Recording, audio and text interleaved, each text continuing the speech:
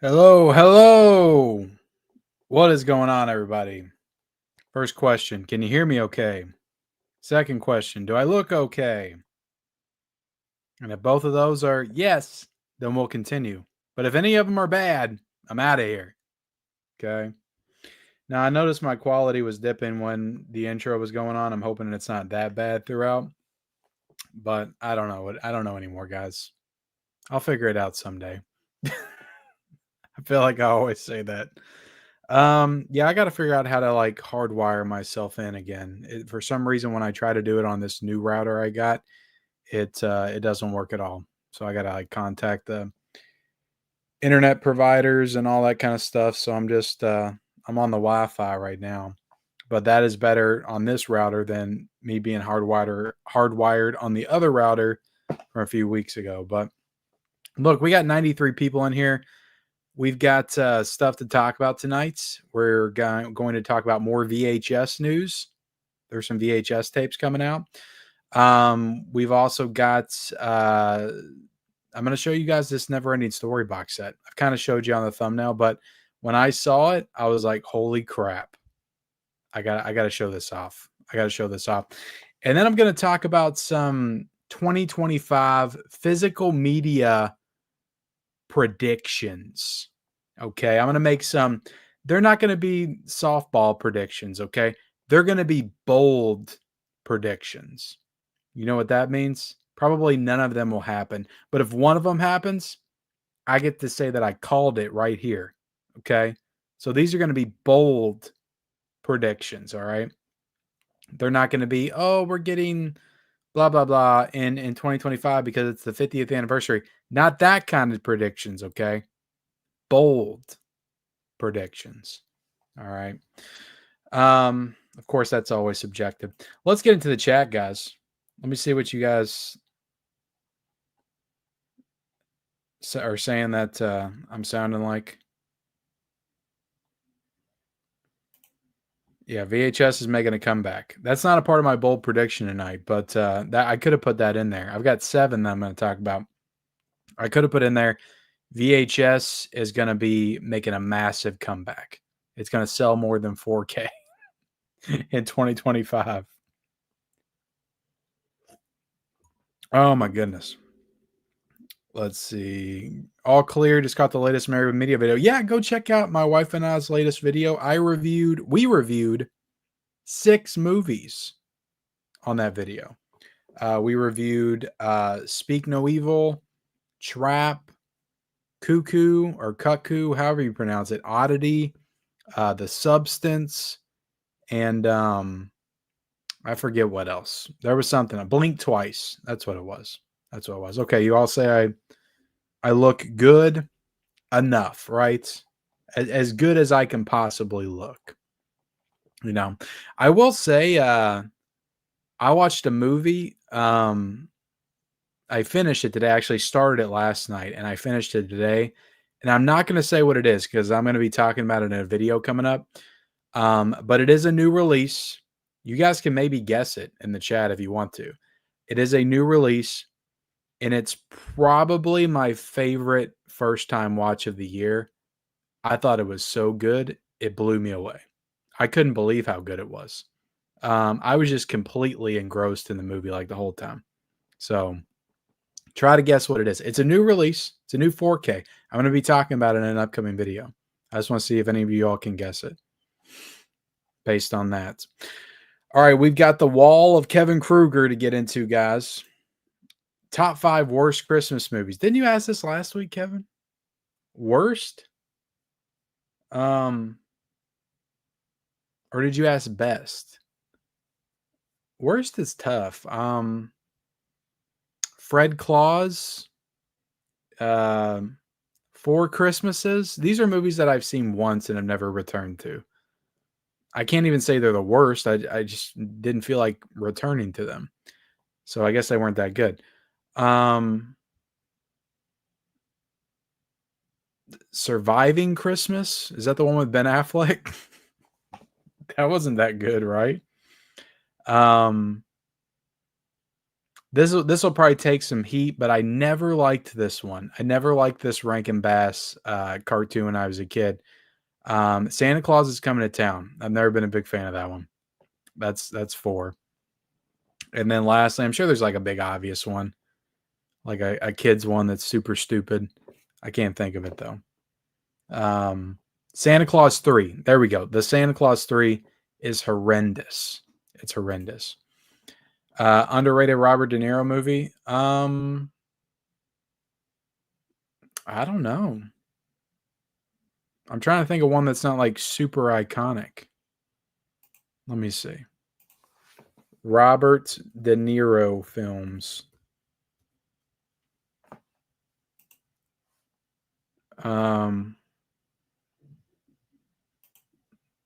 Yeah, it's hard to not just because I don't know if I've seen his more like under the radar stuff.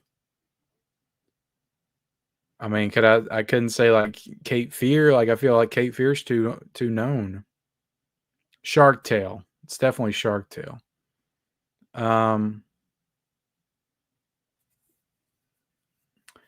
I'll say Mean Streets just because I don't think people talk about that one as much in like Scorsese's filmography, and I think it's a great movie. It's probably top 5 Scorsese for me, and I think Robert De Niro's great in it.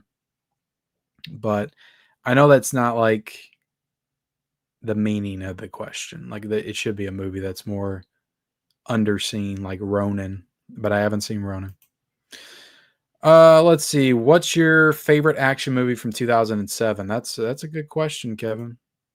2007, I was in the prime of my life. That was a great year for film. 2007 actually was a really fantastic year for movies. I don't know if it was a great year for action movies. Ghost Rider, was that the best action movie of 2007?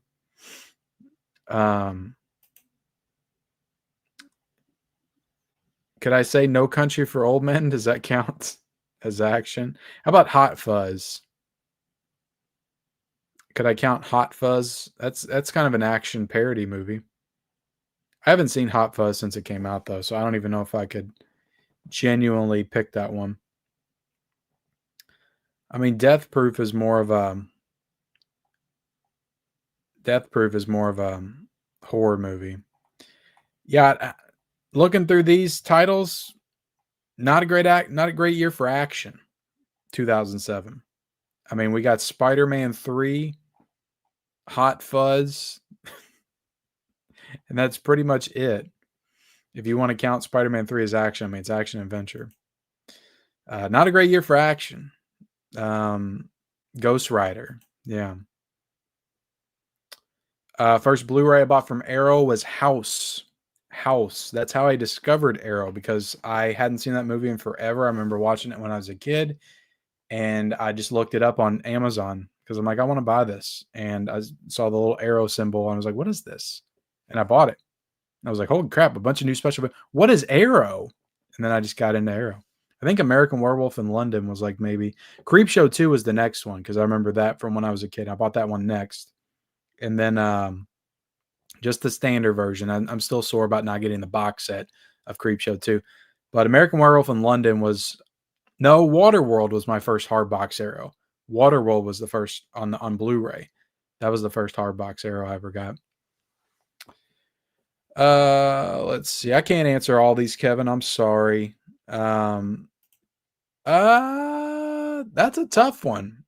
That's a tough one. I've seen the Mission Impossible movies more. Or at least the first 2. So, but John Wick's damn good.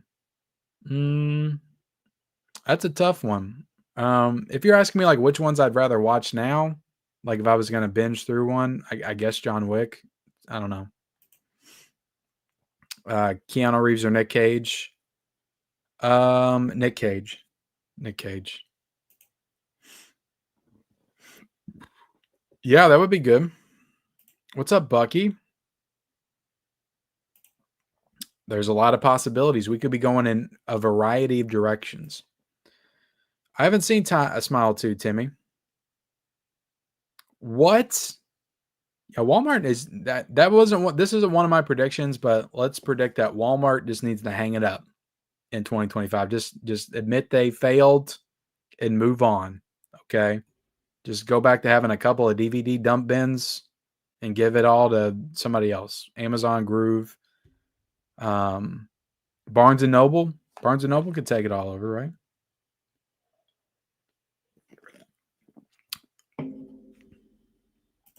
right? Money hungry, Disney, Sony charging $65 for Willow Steelbook is ridiculous. I mean, hey, we all knew it was going to happen. You guys got to quit buying the Steelbooks. And I say you guys, I'm not saying that you guys, like everybody in the chat or anything. But collectors as a whole need to quit buying it. If you're buying it, they're going to keep doing it. Like that's just what it is. Personally, I'll get the Willow slipcover, and I'll be perfectly happy. I don't need the Steelbook. I don't care for a Steelbook. I'm much more into the premium hardbox editions. I don't care about a Steelbook. Now, if you put a Steelbook inside a hardbox, I don't know. I just shook the computer. You put a Steelbook inside a really nice hardbox like this John Wick edition right here, then sure, I'll take a Steelbook. But Steelbook by itself for $65, get out of here with that. I ain't messing with that. No, I didn't get the 4K. I thought I had requested it, but I didn't.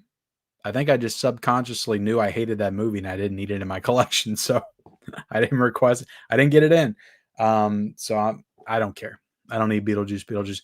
If I do get it for some reason, like way later down the line, just because I have this sick need to complete the Beetlejuice collection, I'll get it for $10 on like a Black Friday sale or something. Kevin Kruger's not new to the channel, Bill. He's here every Wednesday, but welcome, Bill. Nice. Those are nice looking Steelbooks for sure. Yeah, Michelle has been sick. It was very hard for us to film one video. So if we went live, she would just be coughing the entire time. But we'll be back. We'll be back to get to 100. We'll get there. Hopefully before the year's out. Let's see. What 4K movies would you like to see come out next year besides horror movies? Damn, it's put me on the spot. Well, I mean, definitely like Armageddon, The Rock. Like Disney's got some work to do.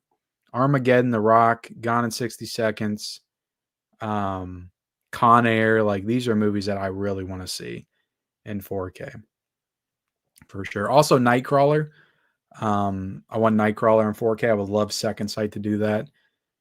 And that's all I can pretty much think of right now. Nice. Wicked. That's wicked cool.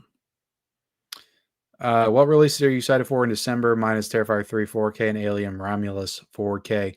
Those are some good ones to be excited about. I'm definitely excited for Alien Romulus 4K. Not that I'm not excited for Terrifier 3, but I saw that in the theaters. I didn't see Alien Romulus at all yet, and I'm excited to see it. So of those two, I'm excited for that. But so much in December, like The Faculty on 4K, No Country for Old Men on 4K, Demolition Man on 4K, Silent Night, Deadly Night on 4K. Like that's my month. December, like that's my month. There's some good stuff coming out. What's up, Sean? Hey, Ken and Chad. I got the Terminator Steelbook from Amazon. The spine was slashed, and I got upset and returned it. And I hope it goes back in stock. Yeah, let me. Where's my Terminator Steel? I want to see if my spine is slashed. I got mine from Groove.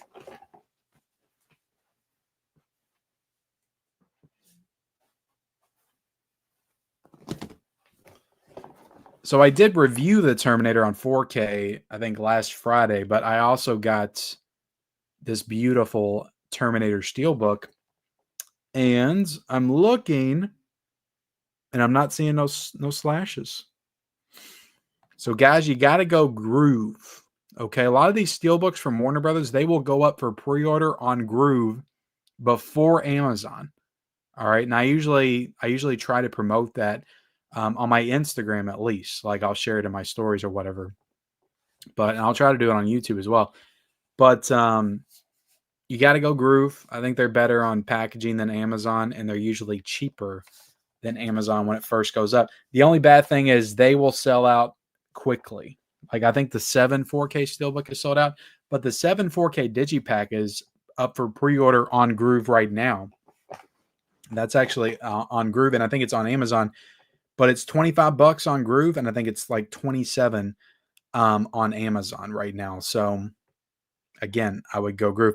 A lot of people reached out to me and said they were canceling their Steelbook to get that Digipack edition, which I don't blame them. Like I said, like I like a good Steelbook, but like I like a nice premium package set versus that for sure. What's up, Adrian? We do got 195 people in the chat right now. Thank you all so much for joining me tonight. We got a great show. Hit the like button if you haven't already. I would appreciate that. And yeah, ask me a question. These are also, ask me anythings and all that stuff. I cannot get to everything though, guys. I will not be able to get to everything in the chat. I will try to get to as much as I can. But super chats are available. If you want to make sure that I read something that you write, super chat to me. And I will appreciate it. And it all supports the channel. So thank you all. Thank you all in advance. Thank you all just for being here. How about that? I got a funny comment for everybody today. I was watching The Godfather, and there is some Christmas scenes in it. So does that make it a Christmas movie? To some people, that would make it a Christmas movie. To me, it does not. What's up, Don? I wish Kevin Kruger would ask more interesting questions, quality over quantity. Sometimes some of his questions are okay. I like some of the questions. What's your favorite frog in a movie from 1992? Oh my God, I had to go back and look at the best movie frogs from 1992. What's up, Gus? Hey Ken, how you doing tonight? What's up, Maria? How you doing, Maria? What made you want to start a YouTube channel on top of your other job? Well, I mean, when I first started it, it was just, it wasn't really like a job when I first started. I was just kind of unboxing stuff and, talking about things. My channel got, I don't know. I feel like I didn't have a vision for it for a very long time. But what made me want to start it? I don't know. I don't know. I started off on Instagram, and I think it's just because I just need an outlet to be able to talk about movies. And because of that, I've always been collecting and stuff, but I started collecting because I love movies. I think that's why we all start collecting. So when I started the channel, like I was doing everything. I was doing movie reviews. I was doing unboxing videos. I was doing showcases of my collection, showing off my Scream Factory collection, Criterion collection, all that stuff. Reviews, all that good stuff. And the Blu-ray hunting, I really was kind of fascinated by as well. And that's the kind of content I felt like I'd be able to do, because like sitting in a room with a camera up there and just watching yourself as you film, like that's weird. That's very weird. It's weird to talk to yourself and not have like that direct feedback with a physical person. So the Blu-ray hunts were different. So they just felt different. It didn't really feel as awkward filming in my car and, going in the store, shooting some footage. I don't know. It was just fun. And I like those kind of videos. So I like making those kind of videos. So that's kind of how I got started. I just wanted to try it. I like to push myself, out of my comfort zone, because I'm really kind of a very introverted person. But it didn't start off like it is now. Like it really is kind of like a second job now. Like that's kind of what it is, but it didn't start off that way. So it's not like I was thinking, oh, let me start a new job on top of my other job. It was just like, let me do this for fun because I like it. And I still like it, but I put a lot of time into this. So it is kind of like a job now. Here early, not missing tonight's live. Well, thank you for being here, Joe. I appreciate it. Let's see. Oh my, did they really, Maria? Oh my God. Oh my God. I need to watch that movie still.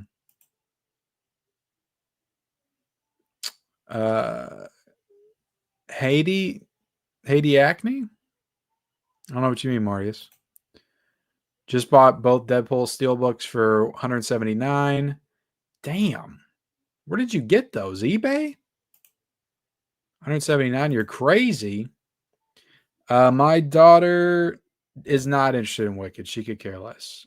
Top 5 witch films. I'd have to think about that. My favorite, obviously, is The Witch. Then it would probably be like Suspiria. That's kind of a witch film. There's a lot of witch films that you don't realize are witch films until you really start to think about it. Like, is Rosemary's Baby a witch film? Kind of is. But number one's The Witch for sure. Bathing. I don't bathe. I shower every day. But yes, I do shower every day, and I believe in it strongly. Top 5 superheroes. I'll say Wolverine, Batman, Spider-Man. Very basic. I loved Gambit when I was a kid. Like, he was always one of my favorites. And then I would say the Incredible Hulk. So Deadpool was pretty cool. Getting to see Gambit, kind of fully realized.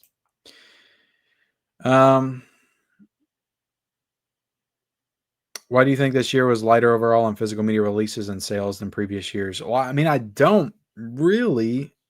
I just think that maybe it was lighter on more mainstream stuff. But if you're talking about like newer films and newer releases, I think the writer's strike had a lot to do with that. We weren't getting as many newer films on 4K and Blu-ray, so it probably felt a little bit lighter on more like mainstream newer titles. But boutiques were still going crazy. I mean, we're still getting, 4 to 5 to 6 releases out of all the main boutique labels every single month. So it's not a lighter year, for sure. In a lot of aspects, I think things have ramped up, like especially with Kino Lorber. Like, I feel like they're putting out more 4Ks and Blu-rays than they ever have. Umbrella's really, I feel like, ramped up a lot. So in some ways it's ramped up. I think in more like mainstream ways and releases, it's kind of dwindled. But again, I think a lot of that has to do with the writer's strike. Yeah, I mean, we all fight. It gets hectic, we're all living in a house together and things get wild, but yeah, they do. Maria was 1994 Crow Steelbook, been sold out forever. Want to sell. Michelle's trying to get that Crow Steelbook. Sounds great entertainment. Hey, Ken, love the channel, especially the deep dive you take on special features. Just curious, what do you do for a living that allows you to afford all the physical media you purchase?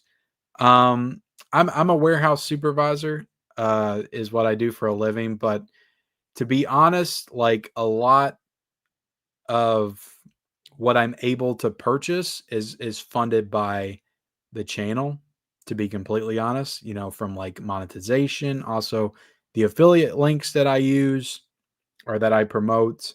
A lot of the money that I make off of that kind of feeds back into the channel by me buying more physical media. It's one of the reasons why I feel this need to like make sure I show off everything that I get in the collection on the channel, because I'm like, okay, well, you guys are basically funding the collection at this point. The least I could do is showcase it, show it off, watch as much as I can, give thoughts on as much as I can, for you all. Also, I get, review stuff and things like that, that definitely factor in as well. So I don't have to purchase everything that I get in the collection anymore, because I do have partnerships with some studios and also boutique labels. And I have really tried this year, guys, because you remember last year got very crazy, because I would do the audits every month. So you guys knew exactly what I spent every month. I've really slowed it down, like, a lot this year compared to last year. I would say there's been months where I probably spent more in that month than I did in the previous year, but like, it got real crazy the last 3 months of last year, and it hasn't been as close to that crazy this year. So I'm doing better.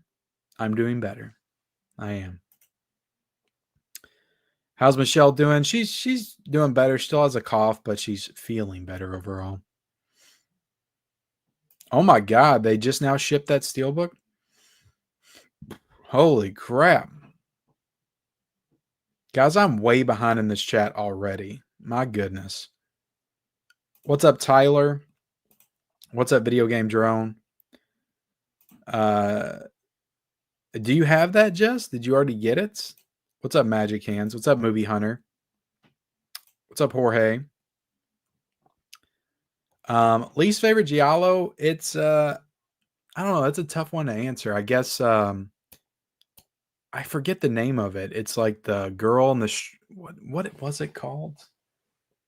It's in one of those Giallo Essential box sets. Um, I can't remember the title. Thanksgiving horror movie last night called Christie 2014. I haven't seen that one, Antonis. Is that a good one? And that's a Thanksgiving movie? Thank you, Adrian. Thank you, Michelle. I'm still looking okay. All right, everybody's saying I look okay. Again, guys, sorry if I missed anything. Let's see. Do I think I'll ever get burnt out? Sure. I mean, I go through burnout now, where I'm just like, oh my God, there's just so much. I can't keep up with all this stuff, which I actually have a video about that coming out sometime soon. So look out for that. I get very honest and truthful in that video about some of my anxieties surrounding physical media. But yeah, I get burnt out. I get periods where I'm just like, oh my God, this is so much. I can't keep up.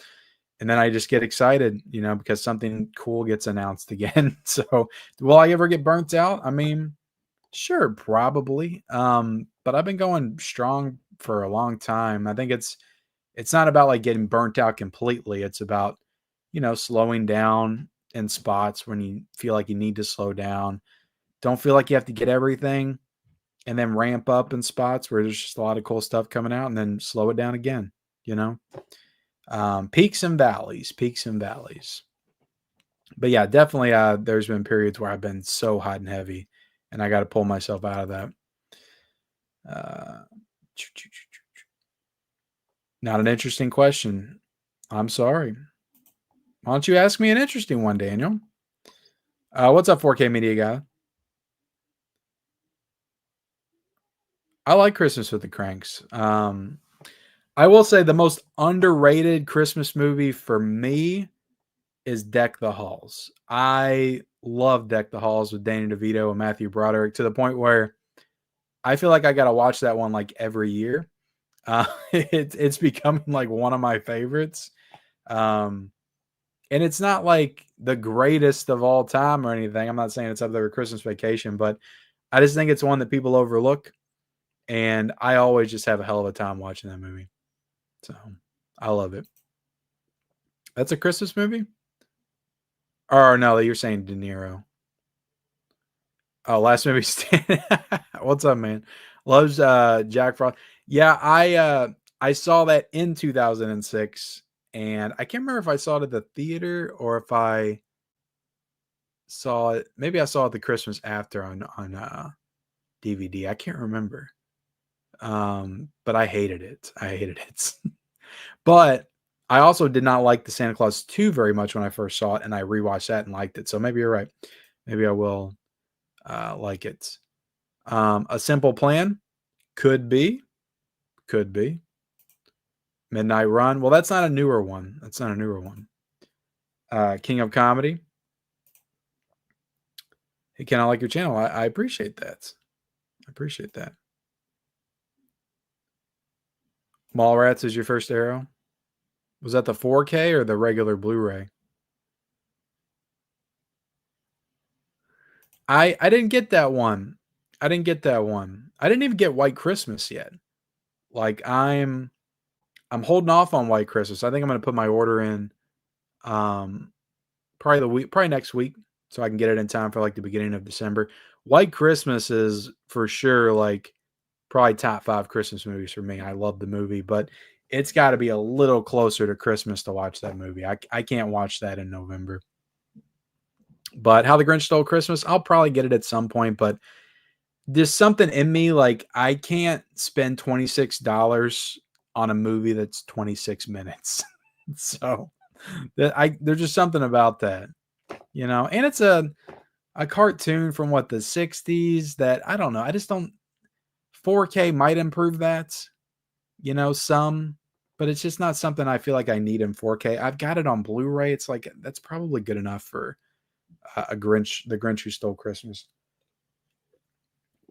And that's not even my preferred Grinch. Like the Jim Carrey Grinch, How the Grinch Stole Christmas is my favorite. Like I don't watch the original one every year.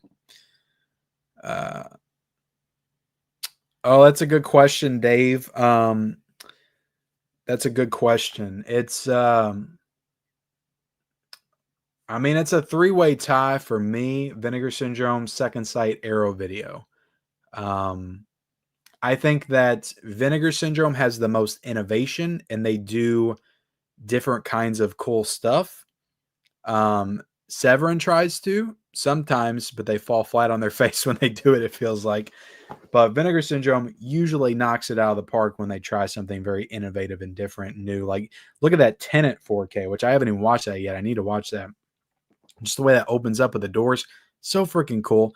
And what they did with the Blade in the Dark, the reversible slip cover on Bloodsuckers or Bloodsucking Freaks, like that was super cool. They're just always like innovating with their packaging and doing something like different. Where like Arrow Video and Second Sight, great packaging, but it's really kind of the same type of packaging every time. So I'd probably give packaging to Vinegar Syndrome. I just think they're kind of the goats at this point. But yeah. What's up, John? Flash Gordon was your first Arrow, but I missed out on the bite. Flash Gordon was the first Arrow 4K, right? That and Pitch Black, I think, were the first Arrow 4Ks. Pee Wee 4K. What's up, AVA? What's going on, Chase? Walmart faster shipping than Amazon. Amazon is not very good. I got a pre-order Hush still, and I was going to pre-order from Amazon because I got a gift card from my mom for my birthday, which was over a month ago, and I was saving it to get something. I was like, I'll just use this for Hush. So I still need to pre-order it though, and I'll probably get it like a couple of days late, but you know, whatever. It's no big deal. I'll review it when I get it. Donnie Darko's a great addition for sure. Yeah, well, I mean, that's a cool steelbook. It's a cool gimmick for sure. You don't have to feel bad about that. Favorite fantasy movie of all time? I mean, probably Lord of the Rings. It's hard to deny Lord of the Rings. That's like the best trilogy ever made, or one of the best trilogies ever made. But outside of Lord of the Rings, probably Neverending Story, if you want to count that. No, it's not iconic. Mighty Ducks trilogy. That needs a 4K. Boogie Nights would be awesome to see. This is why it sucks to be so far behind, because you all start answering stuff and I don't realize what it is because it was so long ago. Boogie Nights needs a 4K. That would be perfect for Criterion. So would Cocktail, honestly. Cocktail will be a good Criterion, I think.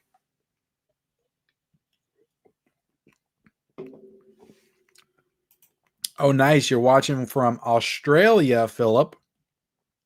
1:17 p.m. here in I can't pronounce that. Australia. Awesome. Glicked or Wicked Wicked Dedator. Is that what they're trying to do with that? I think Glicked is better. I don't know what it is. I have no desire to see Gladiator 2, like at all. Like I did initially, but like I don't know, the trailer they did with the rap music and everybody's like first impressions of the movie seems like it's good, but you know, it's not that great.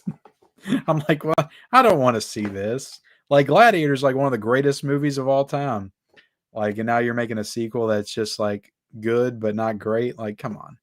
I don't know. I just don't feel like I need to see it. I mean, if it was getting reactions like Blade Runner 2049, which is another sequel like long after the original, which in my opinion is just my opinion. I need to rewatch the first one though. I really do, because it's been a while. But I like Blade Runner 2049 better than the original Blade Runner. I thought that movie was a freaking masterpiece when I saw it in the theaters. But I've got no desire to see Gladiator 2. No desire. and no desire to see Wicked at all. Me as well. Yeah, Cobra needs a 4K. No, I didn't get it. I slept on it and it sold out, and it came back, and then I slept on it again and it sold out, and I am waiting for it to come back because I don't want to get a standard version with no slipcover. I can't do it. Million questions on 4K. I'll put it out. We'll download this stream and we'll put it on a 4K disc. You know, we'll do that. Oh, does it?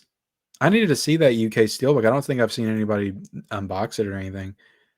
It got delayed in Kentucky. Well, let me tell y'all what happened to me. So I don't have the Blair Witch Project set from Second Sight or Late Night with the Devil. I ordered them both at the same time, literally 5 minutes, maybe 10 minutes after they were announced, because they were both announced on the same day. And I was getting kind of pissed. I was like, where's my Late Night with the Devil set? And then I realized, oh, I ordered it with Blair Witch. It'll come with Blair Witch. So I ordered it from Diabolic. And I've always had a good experience with Diabolic. I'm not trying to blame them or say anything bad about them or say that you shouldn't use them. But there was an issue with the postage, and they sent an email today, but I actually sent an email to the main guy, Jesse, a couple of days ago. And to his credit, like, I'm sure he's getting emails all the time from people. Like, he got back with me within like a few hours. So it's cool that like the head of the company over there, like he'll actually interact with you and get back with you. So I thought that was cool. But they basically said the wrong postage was applied and they couldn't ship it any further until they got the correct postage. So they made it seem like it was Diabolic's fault. So that's when I emailed Jesse and he said, no, this is incorrect. It's really their fault. And then they sent out an email saying that, saying basically what happened is the postage that they applied was incorrect, or it was their fault. I can't remember exactly what it was. Something wrong with the postage.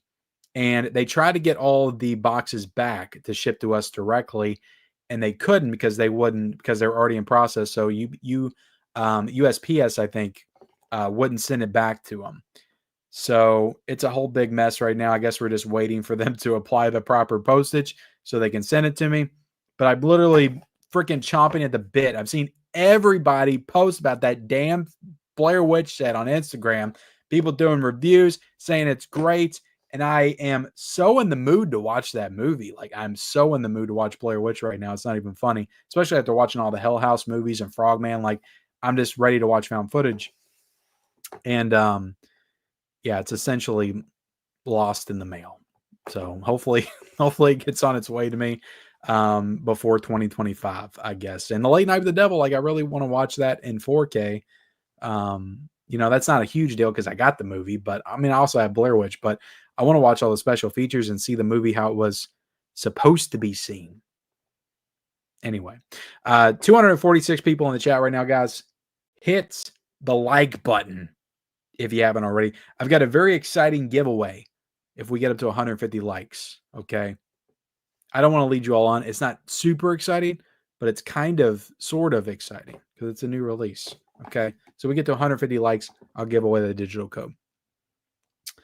I got 101 Films. I ordered that. I actually ordered that a couple of days ago. I broke down and ordered it. I was like, do I need this? I could just get the $20 Screen Factory version and that doesn't have a slip cover. And I was like, box set, Slumber Party Massacre. I don't have the second one. I only got the first one. It's like, I'll get this. And then I ordered the, what was it? Heavenly Bodies and Paradise. Those two new Fun City editions along with it. So yeah, hopefully I'll get those. I think I got them from Diabolic too. So hopefully I'll get them. I mean, I got the freaking Neverending Story box set from Diabolic. So they better not have that same problem with that. I'm going to be upset. William Say tries to buy everything from Orbit. I mean, I've always had a good experience with Diabolic until recently. It feels like they're a little bit slower in their shipping, and then this whole issue. I mean, I order from Orbit too. I try to spread the love. I mean, I like how we have all these, different websites doing all this work and shipping and overseas importing and stuff. I try to support them all. What's up, Wright? How you doing, man? Robert Pattinson and Tom Holland and Christopher Nolan's next movie. I'm on freaking cloud 9. Robert Pattinson and Tom Holland was already in a movie together. it was that Netflix movie, I remember. Did you see that one? Happy Crotimus? What was it called? The Devil All the Time or something? Nice. I love that American Pie set. Is it too early to watch Christmas movies? For me, it is, but I know it varies with everybody, you know. The Red was amazing. Oh, the Red one? Nice. You just watched the Grinch with your wife, daughter, and dog. Nice. Oh, they canceled Megalopolis on physical media?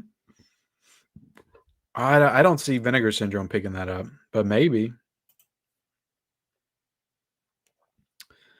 I mean, you got a few. You got some Thanksgiving horror movies. I mean, you got Thanksgiving, Eli Roth. You got Thanksgiving. You also got what's that one movie called? Blood Rage. Um, so there's some options there, and there's also Home for the Holidays. Is that the who's that? Is that the Holly Hunter movie? There's some other ones. There's some other ones. Oh, Son-in-Law. Son-in-Law is also Thanksgiving. Do you think American Pie Collection will be coming to 4K in 2025 for the US? Probably not. I'm just hoping they do the second one. If they just did 1 and 2 nice box set editions from 88 films, I would be happy. I like Wedding, don't get me wrong, but just give me the first 2. Like those are the best and the most iconic and the ones that mean the most to me. I need to watch Bad Santa. You know, I've never seen Bad Santa. Like I've never seen it. I've always heard about it. Its legend is massive, but I've never seen it. I've literally never watched Bad Santa. I need to watch that this year. Um, nice, nice. I watched Charlie Brown Christmas last year, and it's always depressing. Well, I mean, it comes with a price, not a monetary price, but I mean, it's a there's a lot that goes into it. You know, I don't just get it and do nothing with it. I got to create content and I got to watch and I got to give thoughts. And, there's a lot that comes into that, guys. That goes into that, It's not just getting free stuff, It's not like I'm just getting free stuff in and just putting on the shelf and doing nothing with it. I don't consider it a Christmas movie. That's just me, though. I don't use any apps. I need to. I need to. I need to get some apps. Somebody tried to get me to use Blu-ray.com because they have like an app, and I started, and I was like, "This is going to take way too long." So I need something easier, and I need something that's free as well. That's what I need. But I need to because I have almost bought the same movie twice, and it's getting to the point with some of these sales, like Lorber especially, where I'm like, "Did I buy this already?" Because I can't remember. That happens. And Vinegar Syndrome, it's happened recently too. I'll have to go back there and look and make sure. Yeah. Yeah. Can I do an impression of Nick Cage? Let's ride. So he says in Gone in 60 Seconds. Put the bunny back in the box. That's the best I can do. I hope in 2025 we get more Freddy 4Ks, not Kevin Krueger. He's like the flea market version of Freddy. Y'all mean to Kevin. I think Kevin just comes in here and he dips, though. He just gets in here and puts 15 questions in and just peace out. Kevin, let me know if you're still out there. It's wild how much Walmart has dropped the ball, says Half-Ass Movie Podcast. They have. Which I predicted that. Let me just say that. You go back to some of my Best Buy getting out of physical media videos towards the beginning of the year. I was like, Walmart is not going to be able to handle this. They can't even handle what the hell they do now, which is almost nothing. Finally got Twisters on 4K. Groove. I like Groove. Yeah, Groove is good. Groove's good. Yeah, I mean, some people's Walmarts are good. Like some people's Walmarts are doing good, but it does drastically vary from location. to location.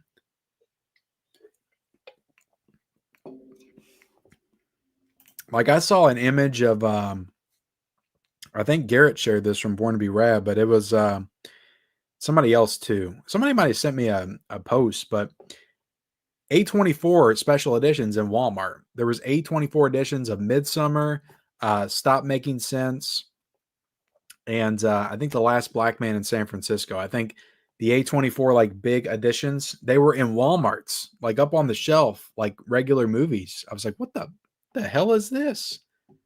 I might have to look up a picture online or something, but that's wild. I will never see that in my location. I never even saw any of the Terrifier VHS tapes, and I went to like 4 or 5 different Walmarts, and it's not that they sold out, it's that the section just never existed. There was never a bloody, disgusting section in any of my locations. So, yeah, we saw Winnie the Pooh Blood and Honey too. I talked about it a little bit in one of my Umbrella unboxings a couple of months ago, so you can go check it out, but I didn't love it, in short. What's up, Steve? Ken, I didn't pay money for the Jake Paul versus Tyson fight, and even I'm asking Netflix for a refund. I saw a story where I did spend 5 hours. I did waste 5 hours of my life. That's what I'll call it. Last Friday night trying to watch that damn thing, just because it felt like I needed to, because like the entire world was watching it. And I grew up in the '90s, and I remember Mike Tyson. I was like, I gotta watch this. This is cool. But my God, like the buffering, like every 5 seconds we were having to close it, bring it back in. The last round of the women's fight just completely shut off, buffered the whole time. Couldn't even finish that, which was the best fight of the night. And then once we got to the Tyson fight, they were doing the entrances, kept buffering. I think the last round of that fight, buffered, didn't see the ending, had to look up clips online. It was freaking awful. Awful. But yeah, I seen somewhere where somebody was suing Netflix for that.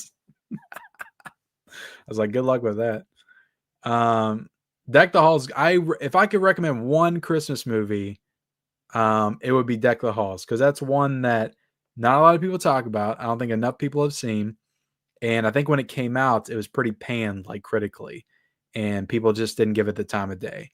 But Matthew Broderick, Danny DeVito, it's good. It's fun. I like it a lot. They're kind of Danny DeVito is basically like trying to decorate his house to the point where it can be viewed from space. Like that's his entire goal.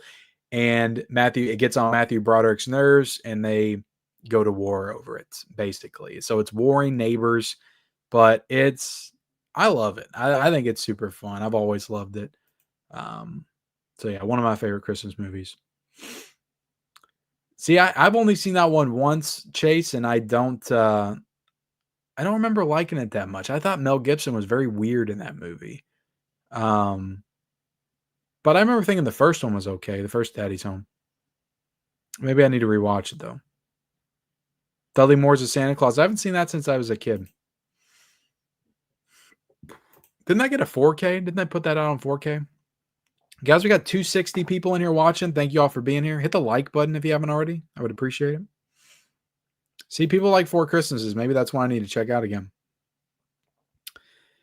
Jingle All the Way is one I like, but I rarely watch that one. I don't know what it is. I just rarely watch it. Maybe I need to watch it this year. I don't even think I've watched it with the kids or anything. Yeah, I need to, Eric. I need to. What are we, almost an hour into the show, and I haven't gotten into this is how it works. I try to get into the chat some. I need to. I was actually thinking about that, Andre, the other day, and I'm like, I need to watch this and review it. I do want to, because I thought about it because they just announced another one. I'm like, I need to go back and watch that and review it. I don't care if it came out a while ago. I'll still do a review for it. I mean, I got a review for Gummo coming out this week as well. So, yeah, I'll get to it. Yeah, they do. They do.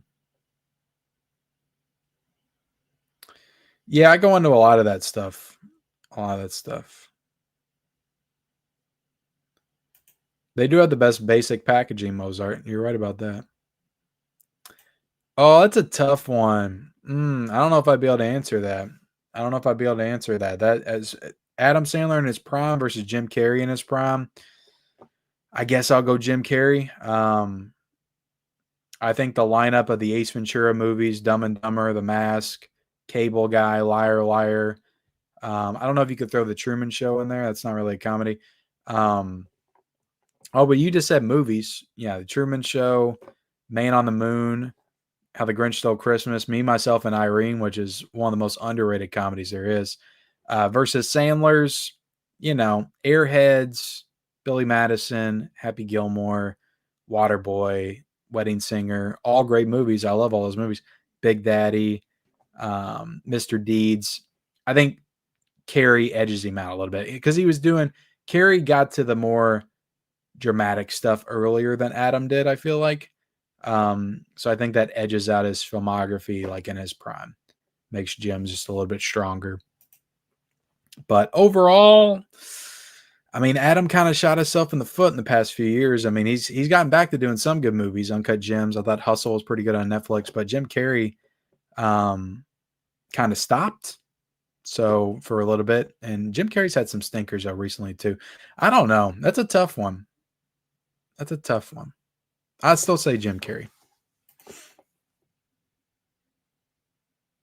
Oh, does it? It has something extra with it? Well, that might be worth it. I still want to wait till it, because I feel like that'll be something that's $12 on Groove on 4K in one of the sales, and I can get it then.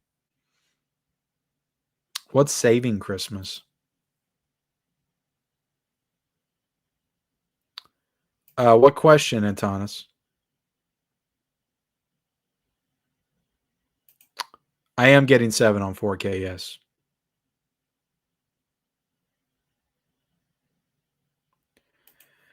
I think we will. I think we will.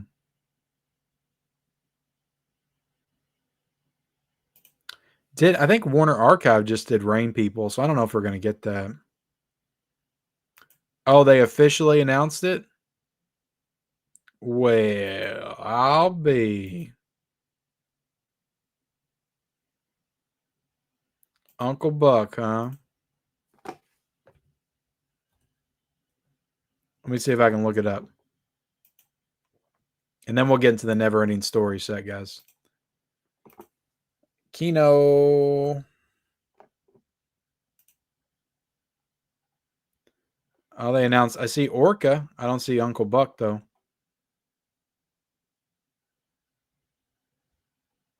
Did I look on the wrong Kino?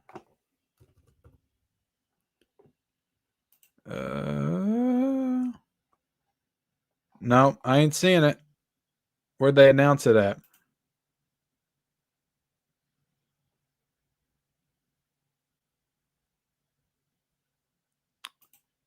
Yeah, I'm not seeing it. Unless it's somebody else announcing it. Maybe Dawn of the Disc.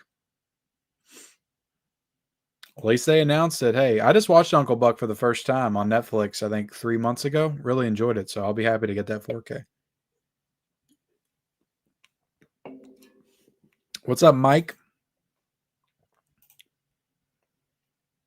Yeah, I did get a 4K. It's on an import. No, not unless they do redo that Steelbook so I can get it. Oh, does it really? Some audio issues? Oh, my goodness. I got to wait till somebody actually comes out and says something about it. Who's saying that? I've seen the first one, and I remember it being okay. I just didn't love it. What's up, Smirk? All right, I'm gonna put a pin. What's going on, Ruben? Um, let's look at this Neverending Story set. I mean, it's on the thumbnail, but I still want to go to Instagram, look at it. Look at this thing, guys. As soon as I saw this picture, like just the hand, and it's the other additions they have on top of it because you know how big those are. So it's like, look at this thing. That's crazy. That thing is huge. When I saw that, I was like, okay, my $190 was completely justified for this purchase. This looks incredible. Um, I mean, the Orin right there in the middle, like all that looks legit. Looks like it's actual like metal. That's cool. But then we can go over here.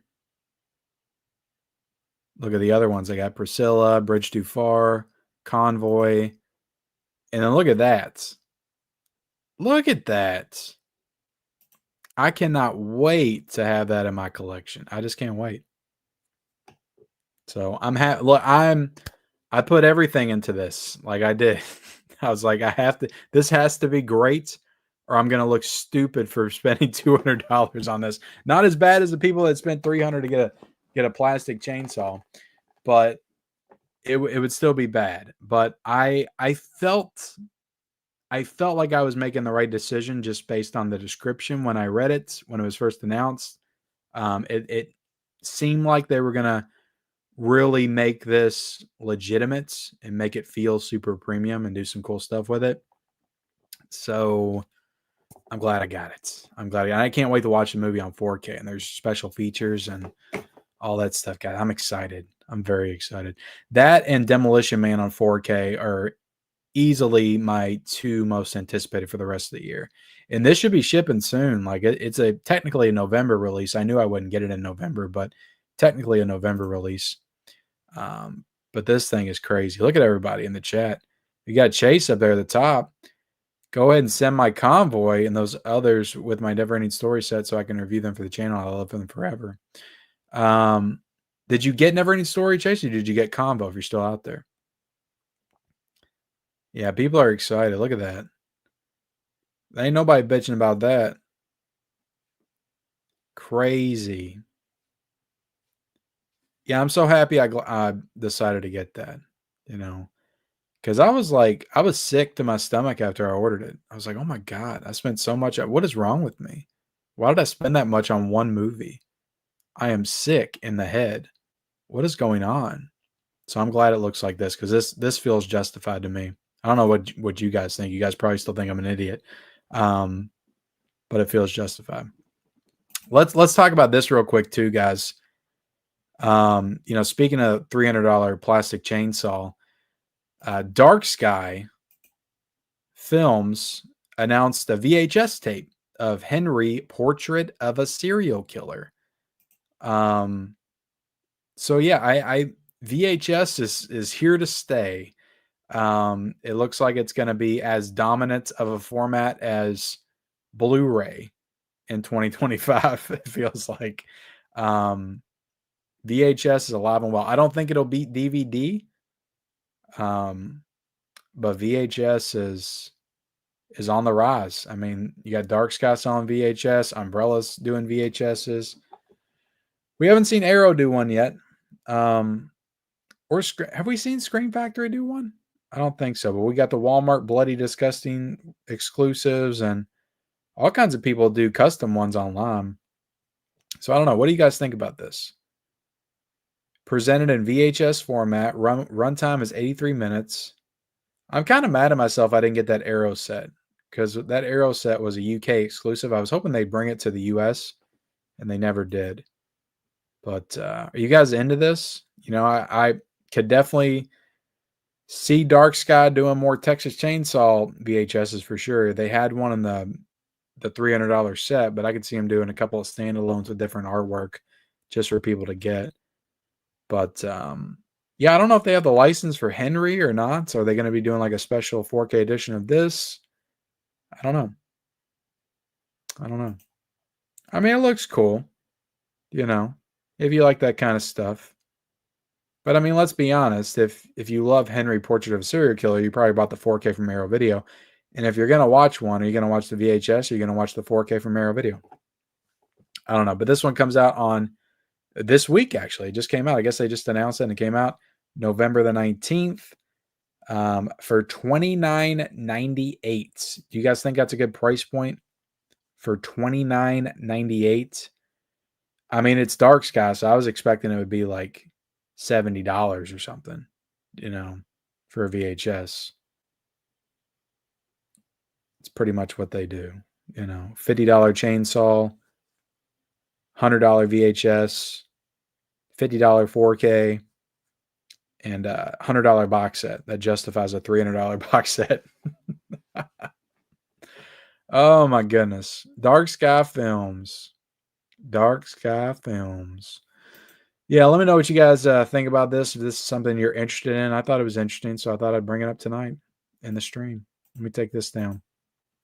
We're back. Let's get back into the chat, and then I'll go into my 2025 bold with a capital B predictions. Bold with a capital B predictions. All right. Where are we at here? 4K box sets or individual releases of Lethal Weapon movies? It's Warner Brothers. I would think that they'll do a box set that looks like Rocky, like a little digipack set. And they may do individual steelbooks like they did with Rocky. So that's where I could see that going. It'd be nice if they did individual slipcovers for all of them, but that's just not how Warner Brothers rolls at this point.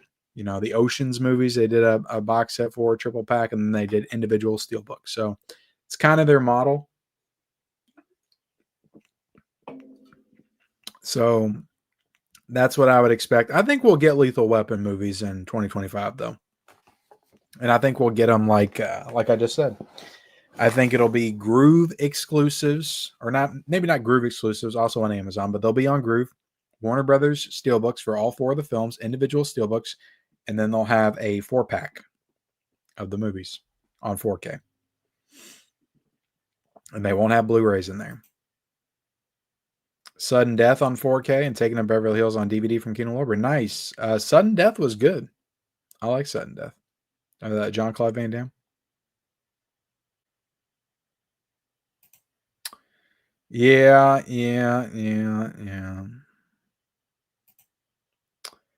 Yeah. Well, he's the head of 2 people, Don't ever discount that,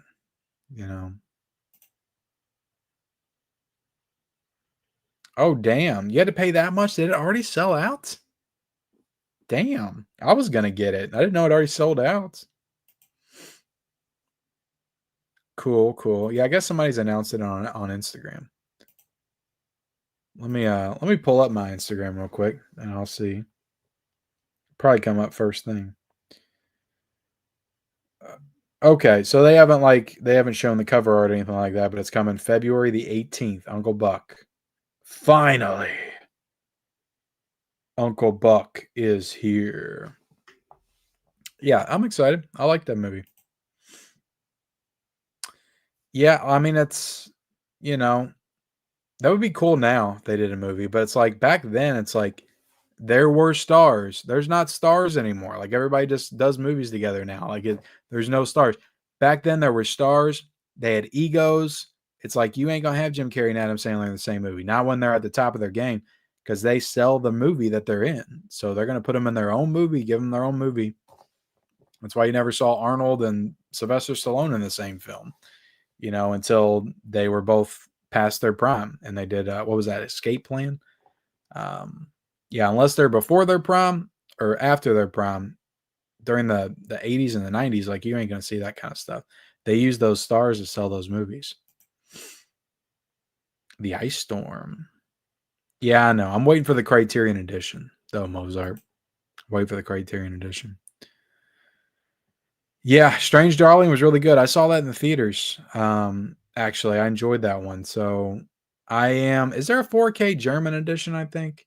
I want to get it, but again, I saw it in the theater, so I'm not in a rush. I can wait for a better edition of it, a 4K or something, because that movie needs to be on 4K. I don't just want to buy a Blu-ray of it. Yeah, Dutch. I need to watch Dutch. That's the one with Ed O'Neill. I got it on DVD. Uncle Buck in February. Oh, DVD Profile. I've heard of CLZ. That costs money, though, doesn't it? Yeah, I need the Oppenheimer one. But again, it's like I just can't buy everything. Well, we just talked about it a little bit. Not really. I'm not going to spend any money on them, but if I see a cool one for cheap, like $1.50 at a thrifting spot, I'll grab it. But I don't like actively seek them out and collect them. Trading Places has holiday vibes, Thanksgiving, Christmas, and New Year's all included. Yeah, it does. It does. Hey, Ken and everyone, I'm late again. I'm almost at 400 4Ks two away. I use CLZ for cataloging. I think you would like it a lot. Yeah, maybe I'll just break down and get it, even if it costs something. I did a couple of Thanksgiving movie lists, and there's surprisingly a few things. You did do that. So yeah, guys, if you want some Thanksgiving movie recommendations, go check out Chase over on his channel, AVA Pop Culture, because he did do a Thanksgiving movie list. So yeah, they're not all called Thanksgiving this or Thanksgiving that, but there's tons of movies with Thanksgiving in them. Spider-Man, the first Sam Raimi Spider-Man, is kind of a Thanksgiving movie, right? Or was that the second one? I think it's the first one.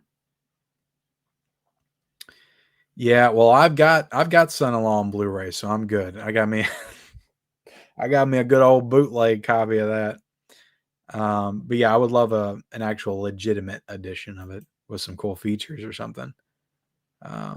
Why doesn't Pauly Shore, like, who owns all the Pauly Shore movies? Can't Pauly Shore like get those movies and like try to get a box set made of his movies on at least Blu-ray?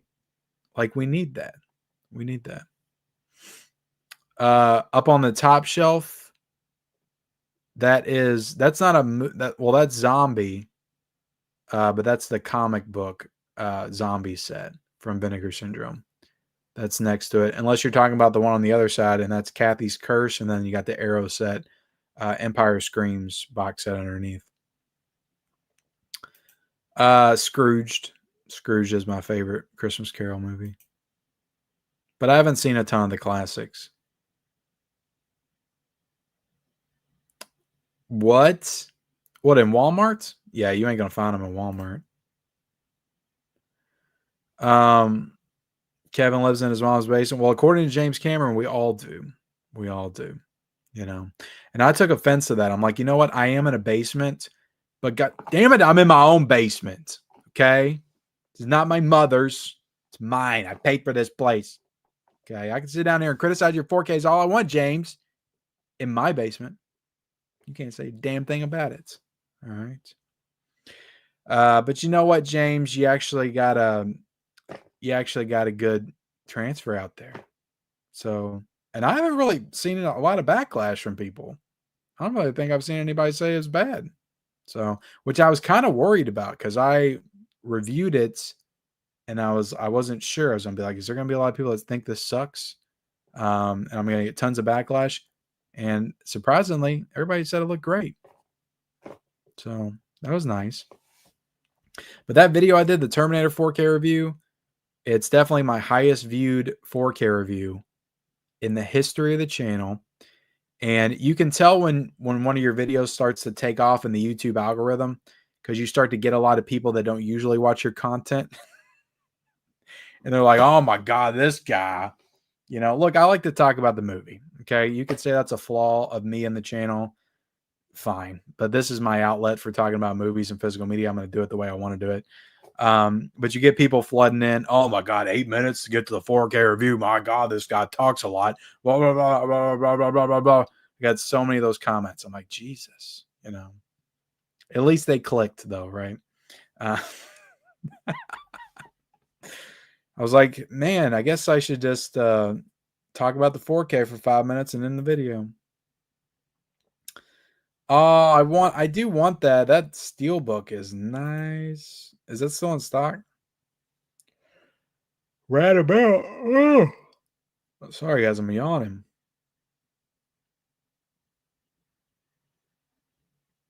Black Christmas is great. What's up, Frankie? Your ex-wife was in here not too long ago. Oh, nice. You just waited till everybody else was done. That's smart. That's smart. Check it out. It's fun. It's fun. I love that movie.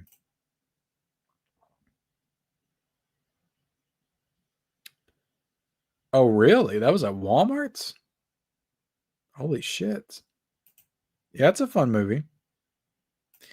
Oh, I watched that last year and I really like that. I enjoyed that one a lot. That was fun. That was a really fun, bloody Christmas movie. I like that one a lot actually. Um, so yeah, I have seen it. I never played the Saw video games, Jigsaw. Oh, nice. I saw it went down in price to 29, I think, on Amazon this week. Nice. I'm glad you got an Arrow. They're a great label. Oh, was he? I didn't know that. Yeah, when did Spanglish come out? I feel like I've seen that, but also I might not have seen that. I think it was like 2003, wasn't it? I think I was like a senior in high school.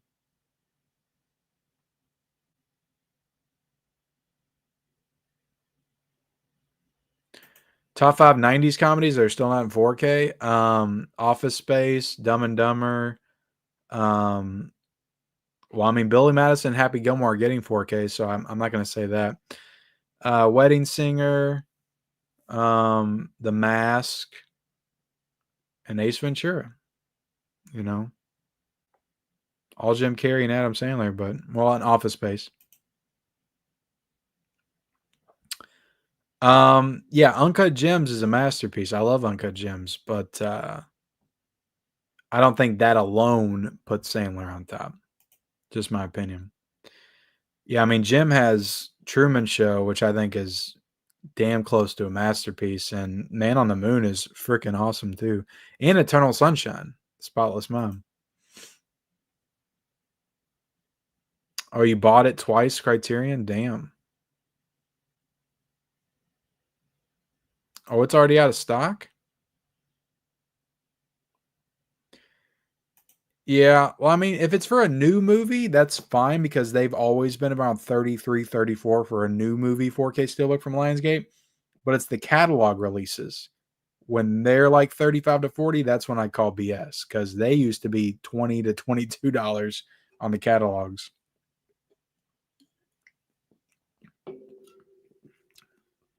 Hell yeah, man. I don't think it's obnoxiously big. When it comes to Neverending Story, you could never be big enough. Never be big enough.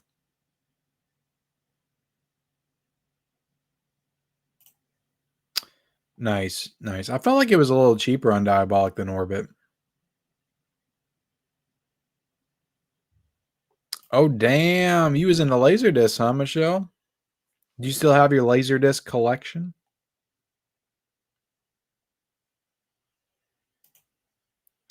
Yeah, I mean you gotta have a CRT TV to watch that. You can't watch it on your flat screen or in your OLED or something. That's simply for aesthetic. Like that's just for collecting purposes. People that get that, like most of them are not watching it. Most of them. Like maybe some of them, maybe like 10%, 5% are watching it, but most of them are just getting it to put on a shelf and just have an aesthetic piece in their collection.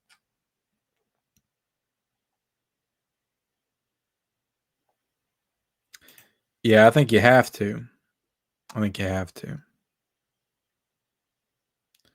Can you get the box though? Still, Nathan?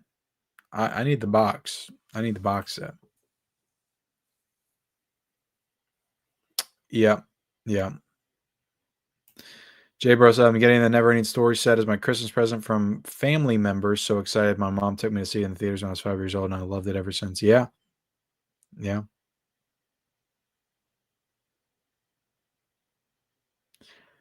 What's up, LA Joel? How you doing, buddy? Thanks for being here, Rob.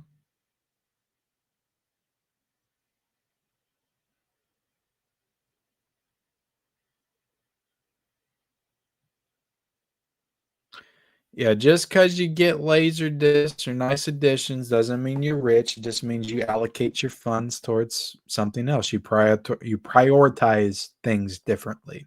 You know, some people spend like $100 a month on smoking. You know, Everybody's got different vices. Alcohol,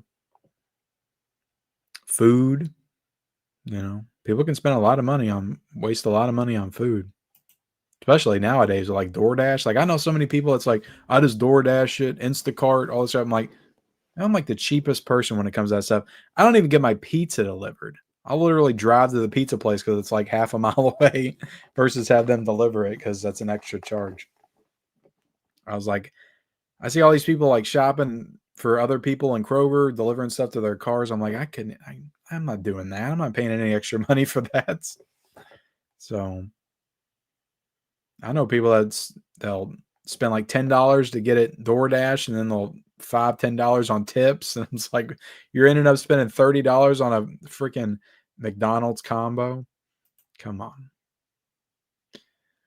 Oh, I had that actually. I think I got that from Dollar Tree.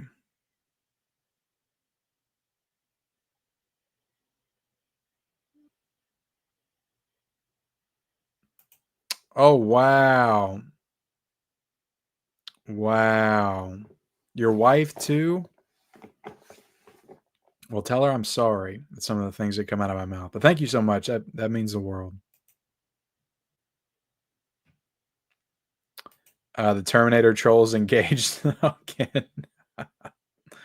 Yeah. Rank this four actors: Gregory Peck, Humphrey Bogart, Jimmy Stewart, Cary Grant. I have not seen enough Gregory Peck, so he would be number 4. Humphrey Bogart would be number 3. I like Humphrey. I think he's a little too over the top for my taste. I don't know. Maybe I need to see more from him. I need to see Treasure of Sierra Madre, I think is what it's called. But Cary Grant would be number 2, and Jimmy Stewart is a massive number 1, like by a massive margin. Like I like Cary Grant a lot, but like I've seen a lot more Jimmy Stewart movies, and I just love him. Like he's one of my favorite actors ever. Might be my favorite actor at this point. All the stuff I've seen him in, but there's not a movie I watch where he doesn't pop up, and I just get really happy. Like I'm just happy to see him every time he comes on screen. He's so good and everything. Um,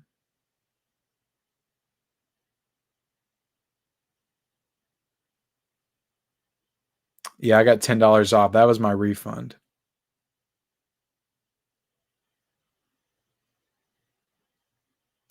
Oh, we do. I heard a rumor about Tommy Boy like a long time ago. Tommy likey. Tommy want wingy. Yeah, you got yeah, yeah, yeah, yeah. I still think Jim Carrey had one of the most incredible runs in cinematic history. Okay, from 1994 to 2004. First off, he did Dumb and Dumber, Ace Ventura, and The Mask in the same year, 1994. Then you have Batman Forever. Then you have The Cable Guy. Then you have Liar Liar, which I think is the best comedy of the 90s. Then you have The Truman Show. Then you have Man on the Moon. Then you have The Grinch. Then you have Me, Myself, and Irene. Then you have, what was that movie he did? The Darabont movie, The Majestic. Wasn't that like 2002? Then you have 2003, Bruce Almighty. Like, I love Bruce Almighty. That's one of his best. And then 2004 is Eternal Sunshine of the Spotless Mind. That 10-year run is one of the best runs for, forget like comic actor, but like any actor ever, in my opinion. So, but yeah, Sandler had a good run too. It's just Sandler fell off, and he did some good dramas, but like when you start to get towards the early 2010s, late 2000s, like his comedies, like he kind of dug a hole for himself because he's got a lot of bad ones. He's got a lot of bad ones, a lot of Netflix originals, Hubie Halloween. Like he kind of, I don't want to say tarnish his legacy because I love Adam Sandler. I saw him in concert like last year, but like now I'm at the point where I just accept like who he is, and it's like he just makes movies with his friends and goes on vacation, has a good time, and people like him. He's a good dude, and he definitely supports all his friends and gives them jobs and stuff. So I appreciate that, but it doesn't make the movies like good. Like, I do wish he would actually make a good comedy again. That would be nice if he put a little bit more effort into it. So I think he's kind of tarnished his legacy a little bit, where Jim Carrey just kind of had his peak, and then he just stopped. It felt like, he just wasn't doing as much. Like, and I like Fun with Dick and Jane a lot too with Jim Carrey. That's just more like, and Yes Ma'am, like that. That's more like late 2000s. Um, but yeah, I mean, I think Sandler's got more movies for sure, but again, quality over quantity. Comedy died in 2001. I wouldn't say that. I like a lot of comedies in the 2000s. That was like my prime age for comedies, like my teenage years and also my early 20s. All the Apatow stuff, like that whole era I loved, with like Old School. And I felt like Old School is like the kickoff to it. And then we got Anchorman and Dodgeball and 40-Year-Old Virgin and Waiting and Super Bad and just that whole run. Forgetting Sarah Marshall, I Love You Man, like Role Models, that whole era I love. There's a lot of great comedies in there. And then after that, I'll give you that it died. I'd say 2009, 2010, right after The Hangover, which was like a super popular comedy. I think it kind of died.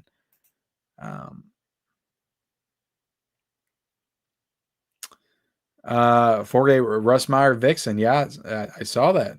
I saw that. Severin's got a lot of interesting releases they're putting out. We'll just say that. All right, guys, I'm going to read a few more comments. I think so. I think they'll milk it and do something big with it. I do. Yeah. Oh, that's definitely one. That's definitely a top comedy of Robin Williams we need on 4K of the 90s. You're right. It just got announced from Criterion, but it already has one. And already have it, right? It's in the Columbia Classics Volume 4, right? Yeah. It's in Volume 4.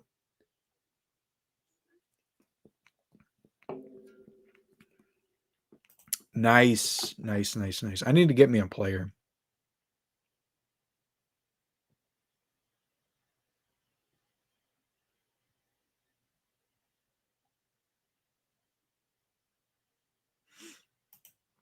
Yeah, cigarettes have gone up, haven't they?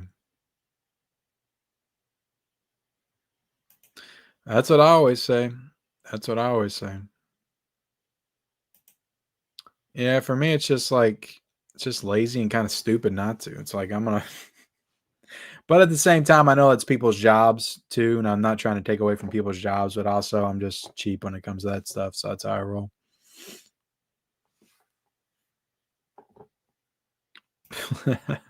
I mean, yeah, yeah. Well, I live here still for a reason.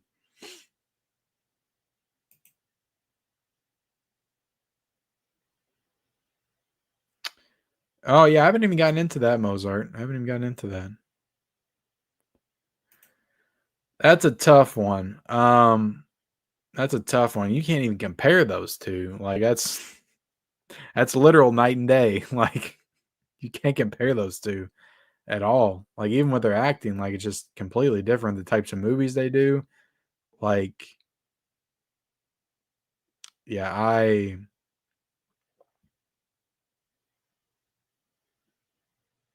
I don't know. Denzel's got so many great movies. That's a tough one.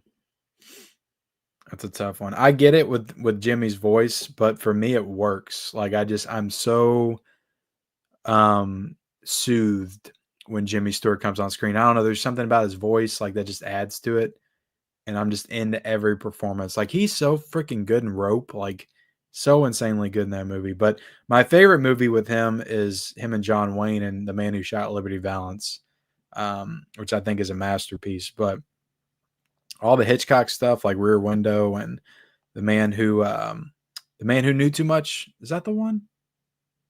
Yeah, but a lot of great stuff. Vertigo, of course.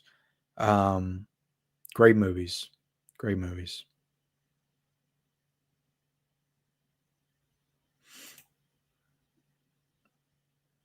Yeah, I saw The Majestic way back in the day, back when I didn't appreciate it, so I don't remember liking it.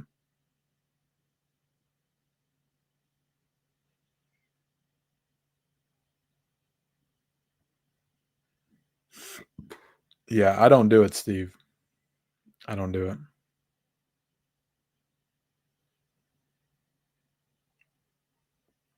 Jimmy Stewart never been to a Diddy party.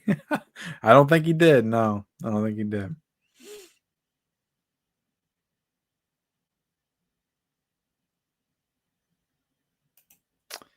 Yeah, he's definitely top five. Definitely top five. Um, for sure. I don't know. I just don't know who I'd put above him. I mean, Denzel's in the conversation.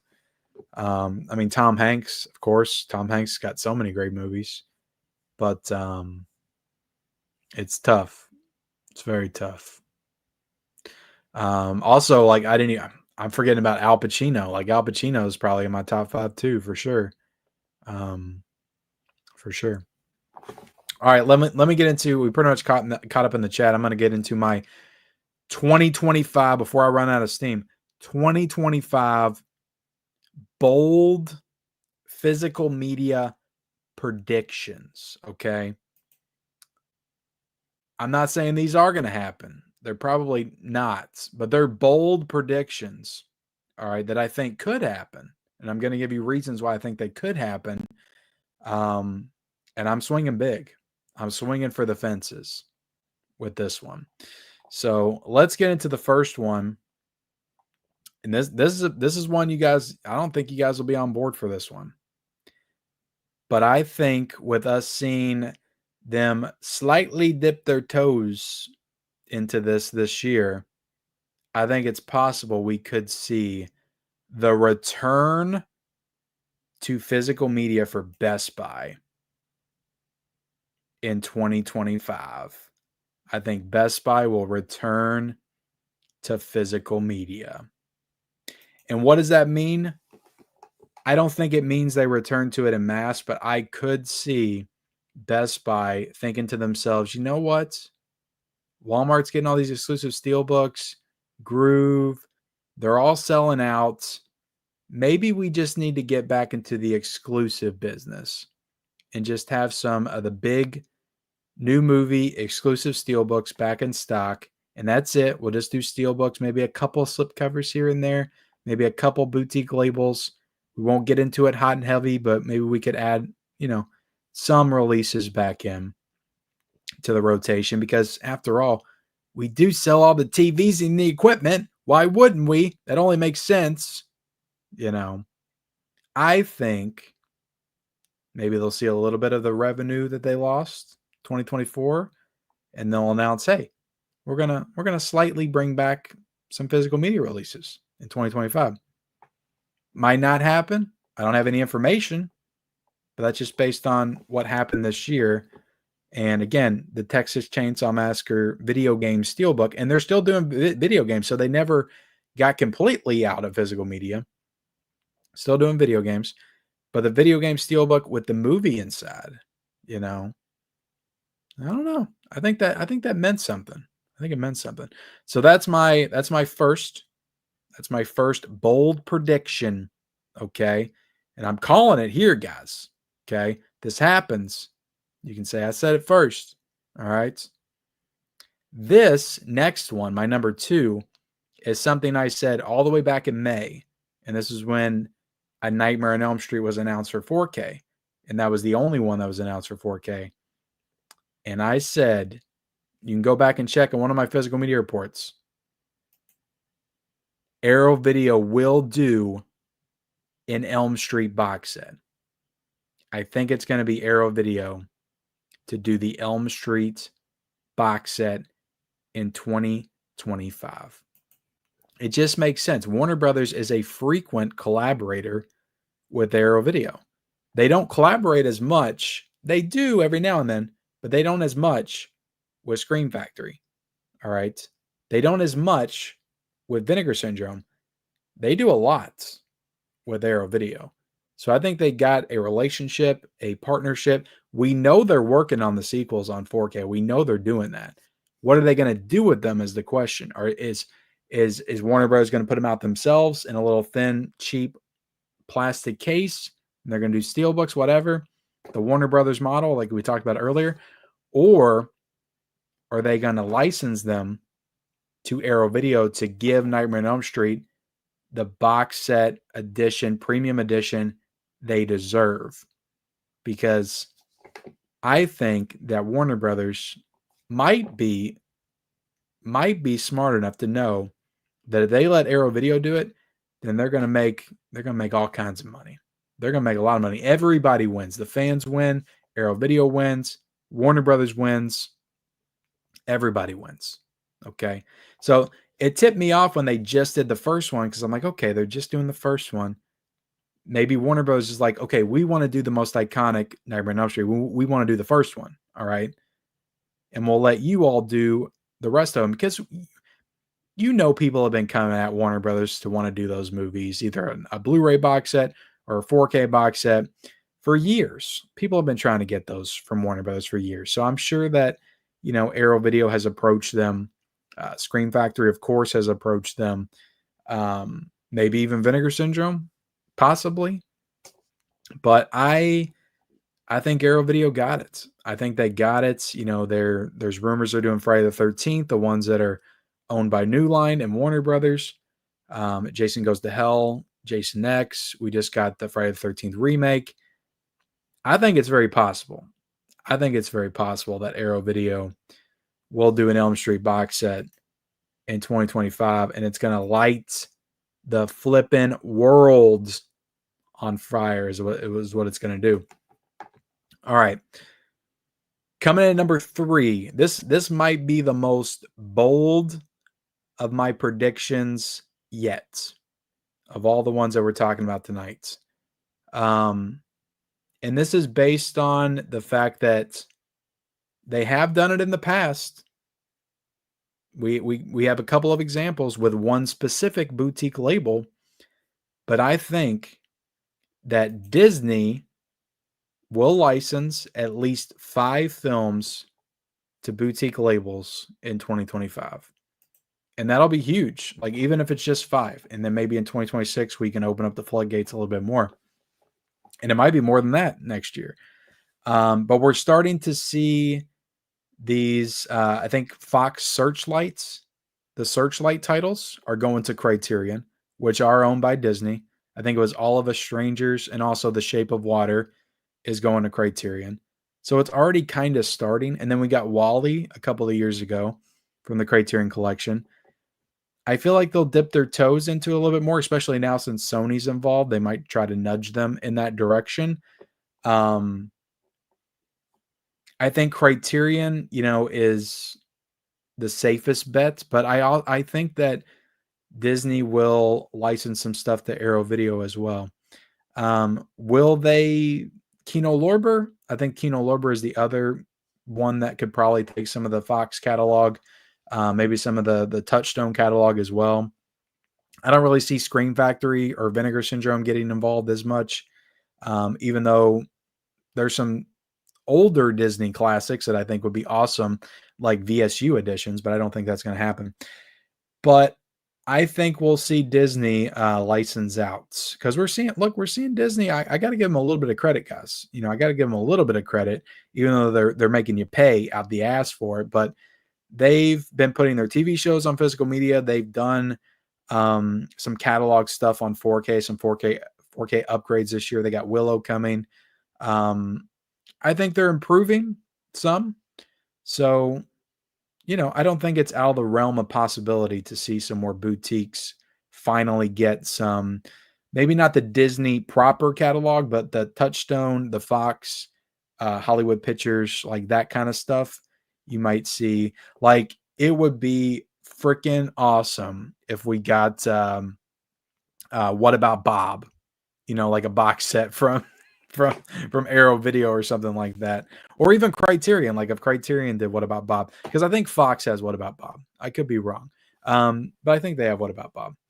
But that would be freaking fantastic if they did that. So I think that I think it's very possible that we could see Disney license out at least 5 films to boutique labels. All right, coming in at number 4, this is my 4th prediction. I've got 7, guys. We got 7. I just think they've had such a phenomenal year. I think they have positioned themselves for 2025 pretty perfectly. They've already got 2 months of announcements already, actually 3 months. They're keeping people excited. They're keeping people engaged in the collecting community. I think 2025 is Umbrella's year. Oh, I put 2024. Sorry, guys. That's a typo.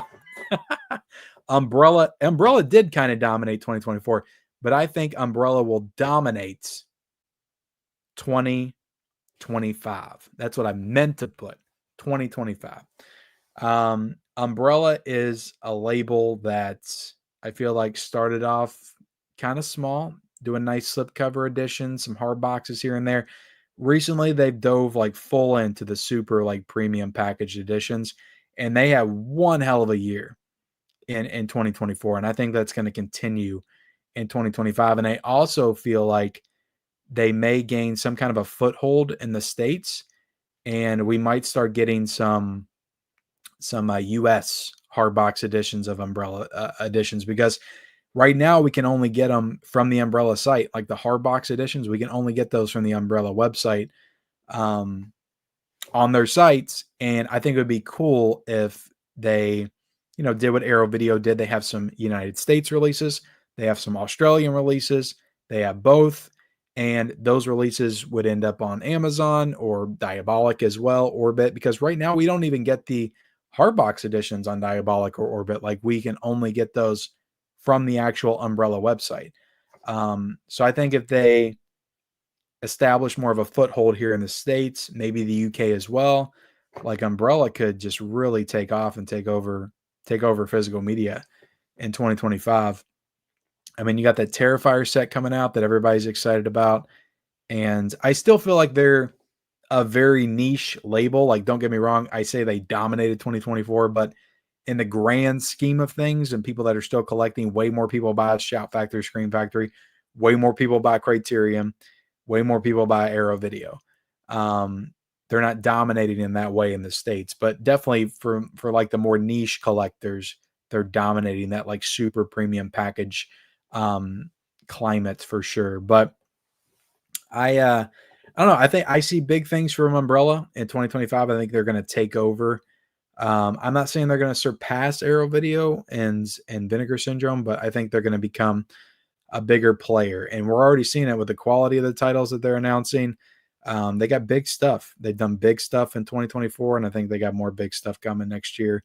So Umbrella is a very exciting label to keep your eye on, and I think they're going to dominate in 2025. Number 5. This is maybe, I said the Disney one was my boldest prediction. This might be my boldest prediction of all time on this channel. But I'm just going to throw it out there, and I'm trying to will this into existence. I want this to happen so bad. But I think we're going to see an Ernest film on 4K. An Ernest film will be released on 4K in 2025. Now, which Ernest film will it be? The easy answer is Scared Stupid. I think they could do Scared Stupid. Wouldn't it be freaking awesome? Wouldn't it be freaking awesome if Arrow Video did a Scared Stupid box edition? That'd be so awesome. I don't even know who owns Ernest. Is it Disney that owns Ernest? Who's the rights holders to Ernest? What's going on with Ernest? I feel like I looked into this at one point. But anyway, Ernest Scared Stupid. Ernest Saves Christmas on 4K. Ernest Goes to Jail. Ernest Goes to Camp. Ernest Rides Again. Give us all the Ernest on 4K. I'd take a box set, even a Blu-ray box set with like 2K scans or something. I would take that. But I think we're going to see an Ernest movie proper on 4K with a slipcover, maybe a Steelbook as well. But what studio, what label is going to have the balls to do it? That's the question. That's the big question. Because somebody's got to have big old balls to put out Ernest on 4K. I don't know. I don't know who's going to be able to nut up and do that. But they got to. We need it. Like, you ask me what I want on 4K in 2025. Ernest Scared Stupid is the top of the list, followed by Ernest Goes to Jail, Ernest Saves Christmas. Those are my top 3 Ernest movies. I like Goes to Camp. I do. I like Rides Again. But the best Ernest movies are Goes to Jail, Goes to or Scared Stupid, and Saves Christmas. Those are the best. Come on. We need them on 4K. Damn it. Who would object with that? Is there anybody in the chat that would object with that? I don't think so. Anybody watching? I don't think so. Okay. You would all buy it day one. The studios, the boutiques, they would be millionaires instantly. Okay. Hardbox editions, slipcover editions, steelbook editions, pins, posters, lobby cards, all of it. Extensive special features. We need it all. Okay. Make Jim Varney proud. All right. Anyway. Number 6. I actually think of all the ones that we're talking about, this is the most likely to happen, just from what we've seen lately and the news we've heard lately about Barnes & Noble. But I think we're going to see some Barnes & Noble exclusives for physical media, for Blu-rays and 4Ks in 2025. I think we're going to see an exclusive Steelbook, an exclusive package, something. I think Barnes & Noble is going to do some kind of a physical media exclusive, maybe an art card edition on the back of like a slipcover pasted on. I don't know. I think they're going to do something, because like it feels like they're leaning a little bit more into physical media than they ever have before. I mean, I'm going into my Barnes & Noble now, and it just feels like the mecca for physical media at this point, like at least in my area. Like I ain't getting that out of Walmart. I damn sure ain't getting that out of Target. Best Buy's gone. So I got my thrifting spots, and I've got my half price books, and I got Barnes & Noble. And I go in there, and they've got a whole section of Arrow Video, a whole section of Criterions. They got a whole section of Kino Lorber. They got a whole section of just regular Blu-rays and DVDs and 4Ks. They got a couple of like big racks of Steelbooks and other 4Ks, newer 4Ks. They got a rack of like new releases. Like they've really expanded in my location. So I can see Barnes & Noble getting, whether it's a Steelbook or some kind of like package, digipack edition, I could see them getting an exclusive for physical media in 2025. So that's my number 6. And my last one, guys. Okay, this one's a little bit of a downer. And I don't think this one is as bold. I'll go ahead and admit that right here. But 2025 will be the most expensive year for physical media. And I don't mean that you're going to spend as much as you did this year. You might spend less. I just mean like how expensive the releases are, like per release. I think that they're only going to go up in 2025. We may see them go down eventually, but I think we're on this trajectory right now where everybody's trying to one-up each other as to how high they can price their releases. Like we're seeing that. Like we're seeing even out of the super premium editions, $200, $300 for a friggin' release. But Disney's setting the standard for Steelbooks at $65. How long is it going to be for another studio to try to get it up to $50 or $55 for their Steelbooks? Could we see Paramount get up to $35? Lionsgate, $45 for their Steelbooks. Like I think that overall 2025 will be the most expensive year, like per release, like dollar per release. It's going to be the most expensive year for physical media, at least in the modern times. I know back in the day, people were spending $90 for a VHS tape, and Laserdiscs were expensive too. I just mean like since, the DVD era, in the early 2000s, one of the more expensive years. And again, it goes back to just, I think studios, labels, they're one-upping each other when it comes to editions. Those prices are going up. We're starting to get word that some studios are just going to be putting out 4Ks and DVDs and leaving out Blu-rays completely. Like I saw rumblings of that this week coming out of Paramount. I don't know how true that is. I really don't have anything concrete on that. But we're seeing that kind of stuff because Blu-rays are like the mid-tier. It's like you got your people that just buy the DVDs, and you got your super like collectors, premium collectors that are buying the 4Ks and the Steelbooks and stuff like that. And the market in the middle for just Blu-ray is almost non-existent, to the point where they're just not selling them. So the studios just want to stop doing them. So, it's either cheap with DVDs or super expensive with 4Ks. So, and again, it's that collector's market, collector's mindset, and studios and labels are starting to pick up on that. It's like the normies aren't buying anymore. It's the people willing to drop cash that are buying. So we're going to make everything like a lot of money, which I think has the potential to backfire. And I don't like it. I don't like it at all, because I think it pushes people away from the hobby. But I think that we'll have this year where hopefully they realize that, learn their lesson, where it's the highest it's ever been, and then maybe in 2026 they start to lower it down a little bit. But that's the last of my bold predictions, guys. 7 bold predictions for you guys here tonight, and if any of these come true, you heard it here first. Okay, 272 people in the chat right now heard it here first. All right. All right, I didn't even get into the chat at all. Let me get back into the chat. But if you guys have anything you want to say on all these bold predictions, anything you like to comment, if you're watching on the replay, be sure to leave those comments down below. Subscribe, like, all that good stuff. Okay, let me get to the chat. Michelle said, I think 7's a given. Yeah, it kind of was. I cheated a little bit. Okay, I cheated. I know people were hyped over the Ernest box sets.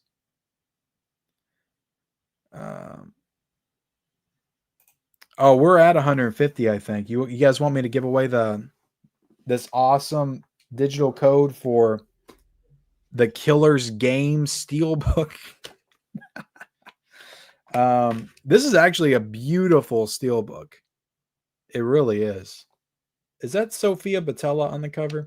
But you got Batista, Sofia Boutella, which I actually think they were in a movie together already with Jodie Foster. What was that called? Hotel Artemis, I think. Nice Steelbook. Look at the discard on that. Look at that. That is nice. Lionsgate can still look. They're every movie at Lionsgate's bombing right now. I don't even know how they're surviving as a studio, but they can still do a damn nice Steelbook with some damn nice discard. They can still afford that, and they're still putting the Blu-rays and the 4Ks in their releases. Anyway, there's the digital code for the Killers game. Sorry, guys. Bam. That's a release of a lifetime. Hope you guys enjoyed that. Yeah, it's a nice Steelbook. Sweet Steelbook. All right. I did not get the Krampus Steelbook. I did not get that.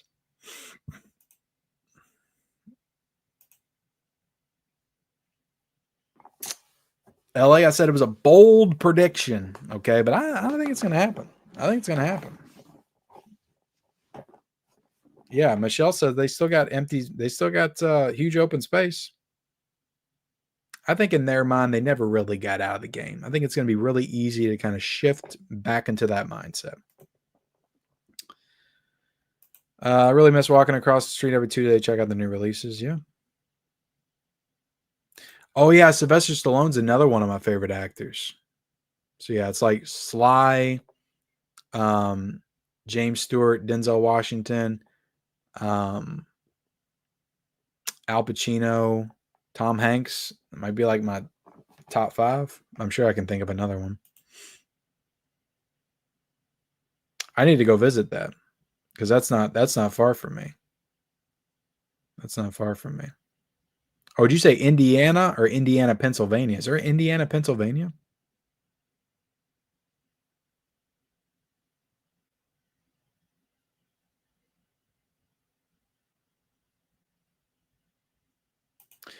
Well, that would be nice. That would be nice. And if they get hot and heavy into it, my prediction still counts. Okay.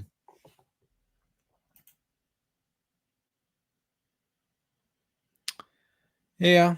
Yeah. But they could save themselves, One last gasp. One more year.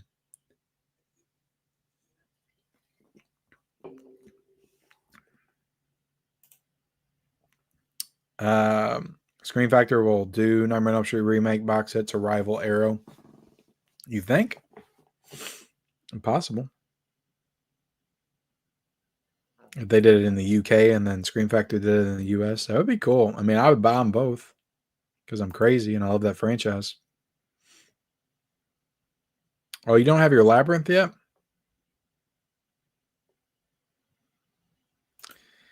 Yeah, but they know they couldn't do it justice. They know it would be so much cooler. If they just would do it justice, I would be fine with Warner Brothers doing it. Yeah, we don't have any of the Final Destination movies on 4K.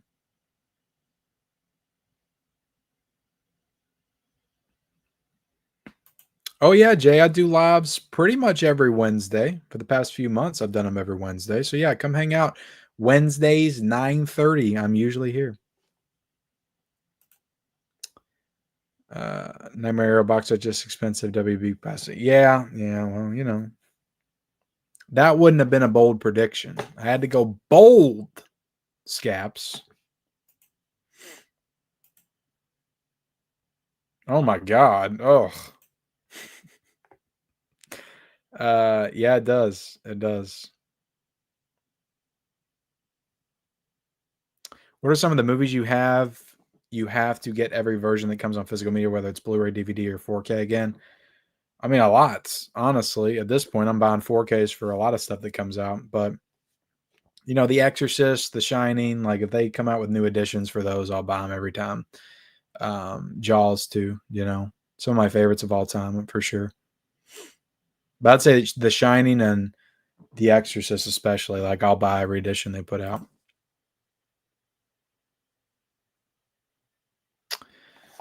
Mill Creek's not a boutique label. And whatever happened to that Mill Creek deal? That was just like what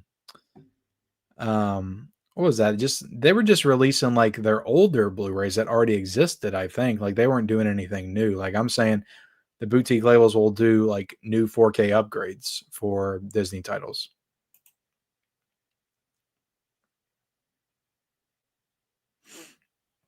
True, true. And that's also been what they've done for their regular releases too, regular catalog. Yeah, I don't think anything happened with the Mill Creek deal. Unless they own Ultraman. It's all Mill Creek puts out is Ultraman shit. Yeah, we need Mary Poppins. I think that would be a good criterion as Mary Poppins. I think that would really pop the fan base. They would. They would. Oh, you need to.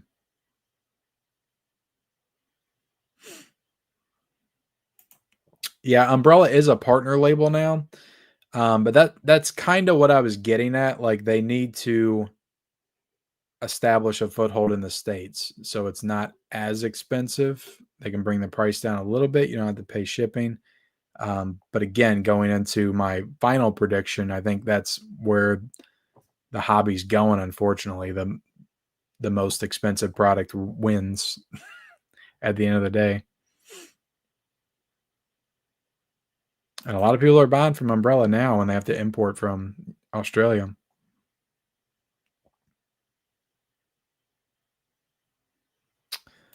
Actually, Ernest is on Blu-ray. Scared Stupid, I think, has an out-of-print Blu-ray, but Goes to Jail's on Blu-ray. I own it. And I maybe Saves Christmas doesn't, but I know Goes to Jail's on Blu-ray because I have it. Mill Creek actually put it out. So a few of them are.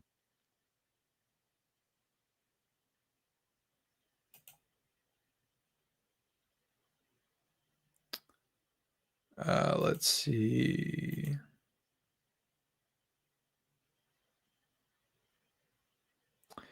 Yeah, I'll be talking about that in a video this weekend, Scaps, or maybe Friday. I'll put that out. Oh, it's Disney.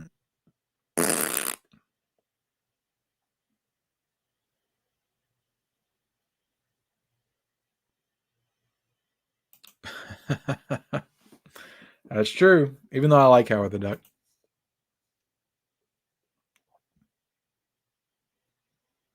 Oh, it's your favorite. I wasn't hating on it. Honestly, Captain Horror. Honestly, I have seen Ernest Goes to Camp one time. All right. I remember, I think it had a clamshell VHS, and I think it was at my grandma's, and I watched it, and I just remember that one not being my favorites. And the only ones I returned to often were the other three. Goes to Jail, I loved. I watched that one like I feel like every day for a month. Like I loved Goes to Jail. But then of course, like Scared Stupid was super fun for me as a kid. And that was like one of the gateway horror movies for me was Scared Stupid. And then Saves Christmas was like a Christmas staple. Like we always watch Ernest Saves Christmas. So I feel like Ernest was just always a part of my life. And for whatever reason, like I just never rewatched Camp. I don't know if I just wasn't that the first Ernest movie too? Um I need to rewatch it. I need to rewatch it because I'm probably negative on it when I shouldn't be. But that was just one that I didn't love watching as a kid. But I also remember liking Rides Again a lot. I do. Now Slams Dunk and Goes to School, I can't defend those, but I still want them in a box set. I still want them in a box set. Yeah, some of them don't. Some of them don't. So I guess that varies as well. But you know, they could bring it back.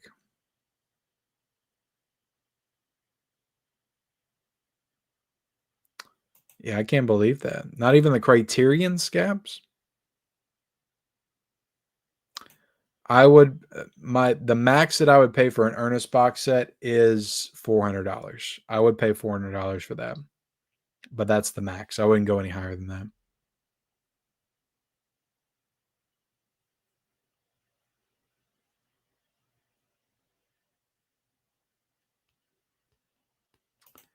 Yeah, I'm not buying Steelbooks at 66. That'll never happen. I will buy a premium box set edition, but I will not buy a Steelbook. That's just crap. Disney hasn't ditched Blu-ray. Like on a lot of their stuff they're putting out, they'll do a 4K Steelbook, no 4K standalone or standard version. Then they'll do a Blu-ray, then they'll do a DVD. But they haven't ditched Blu-ray at least. We do need to earn a shit, okay? Get out of your ass. All right. And recognize that we need Ernest.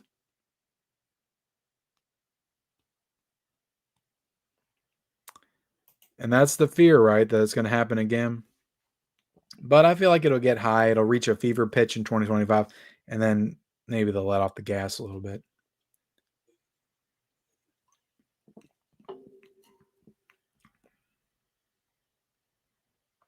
I never saw the email, LA. I looked for the email when I was done with the live, and I don't know if it went to the spam folder or not, but try sending me the hold on. Can you message me on Twitter or Instagram? Are you on there? Like just message me on social media and I'll send it to you. Hope they keep releasing Blu-ray combo. I like that a lot since I don't have 4K TV player.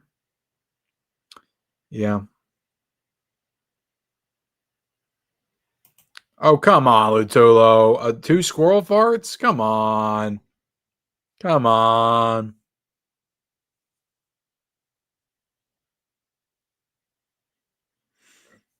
Willem Dafoe's great. He's great. Yeah. I didn't talk about the prices. Yeah, I can't go up there. I was hoping it was Indiana.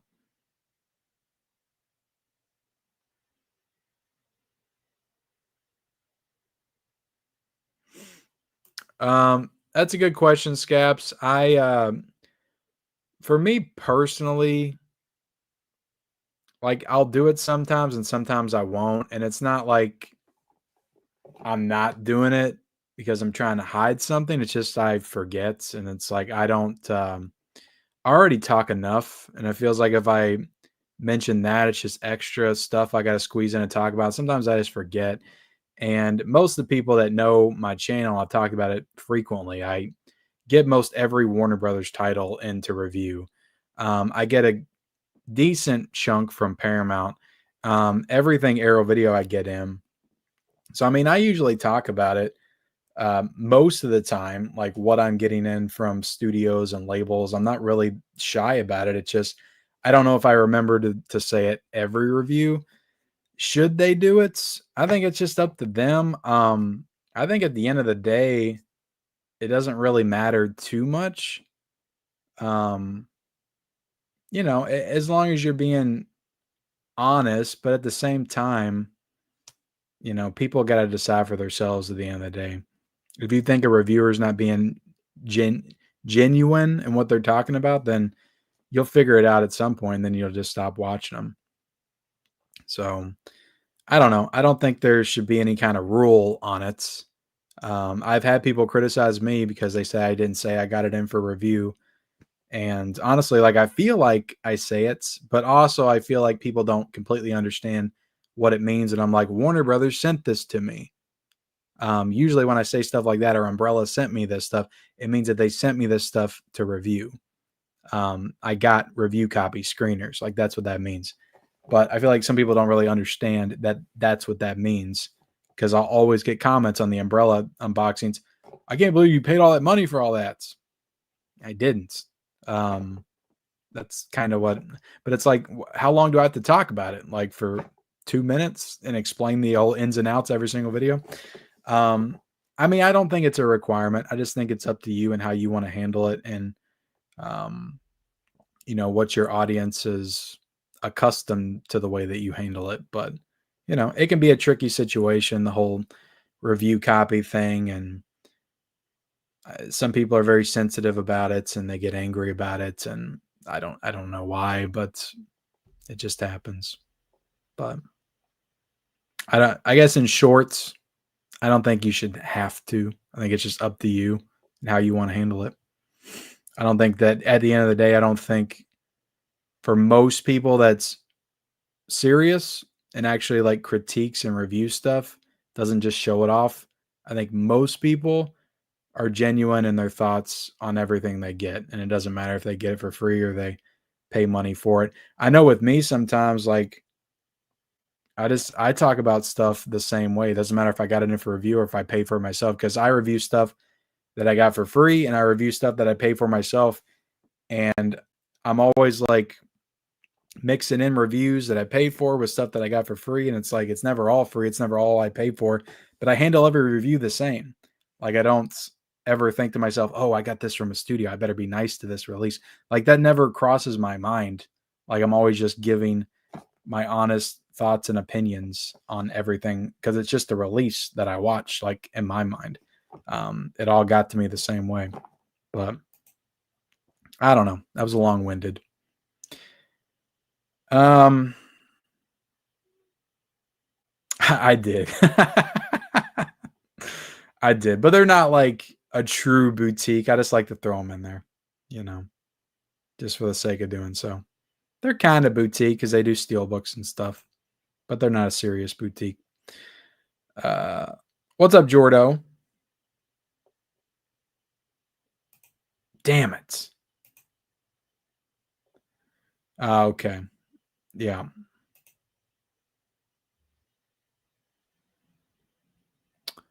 Oh, you bought the laser disc? That's nice. You got that for $1. I don't have a disc savers.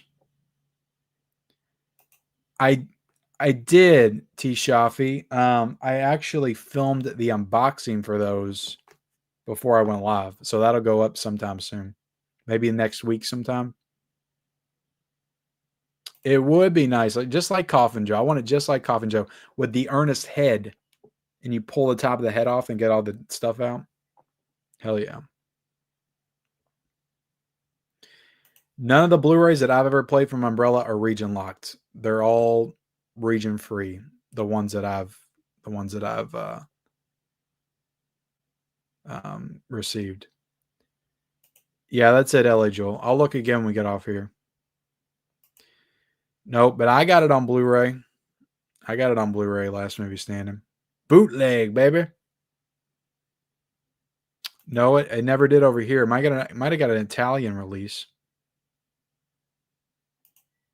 Yeah, for sure, man. I need to rewatch it. I do. An Ernest box set would really go a long way in helping me rewatch it.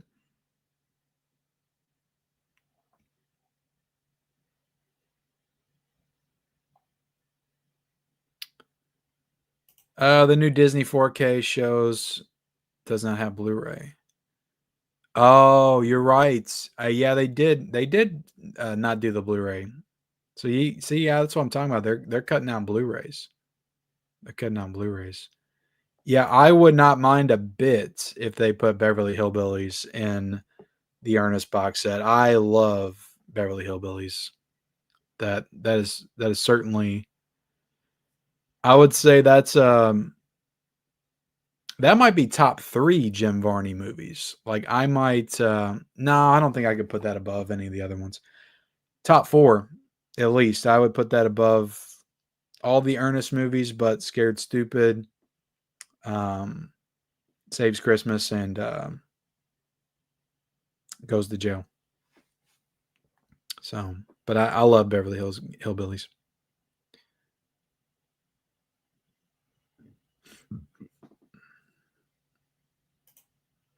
Did they? I mean, Arrow Video posters are always different sizes. They're always different sizes.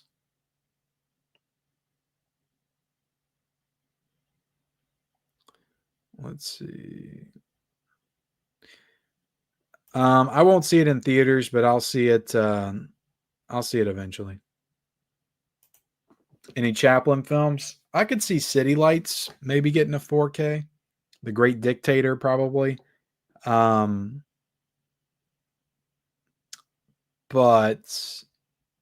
I don't know if there'd be any others. And Criterion would do them for sure. I don't think anybody else would do them.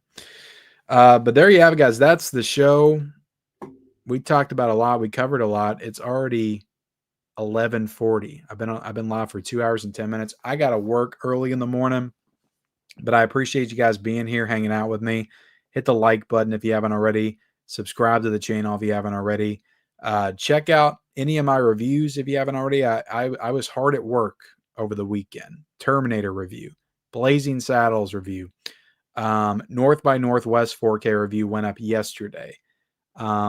I've got the Godzilla 4K review from the Criterion Collection is up, 1954 Godzilla. And I've got a Gummo 4K review coming, and then I've got some Arrow 4K reviews coming soon. I filmed a video for that soon, or today actually. So I got a lot of stuff coming for the channel, trying to work as hard as I can, cover as much as I can, give you all as much information as I can. Physical Media Report Mondays, and I'm hitting my chair right now, guys. That's how you know we're almost done. Thank you all so much for watching. Like, comment, subscribe, and I'll catch you guys in the next video or the live next week. Whatever comes first. See you next time.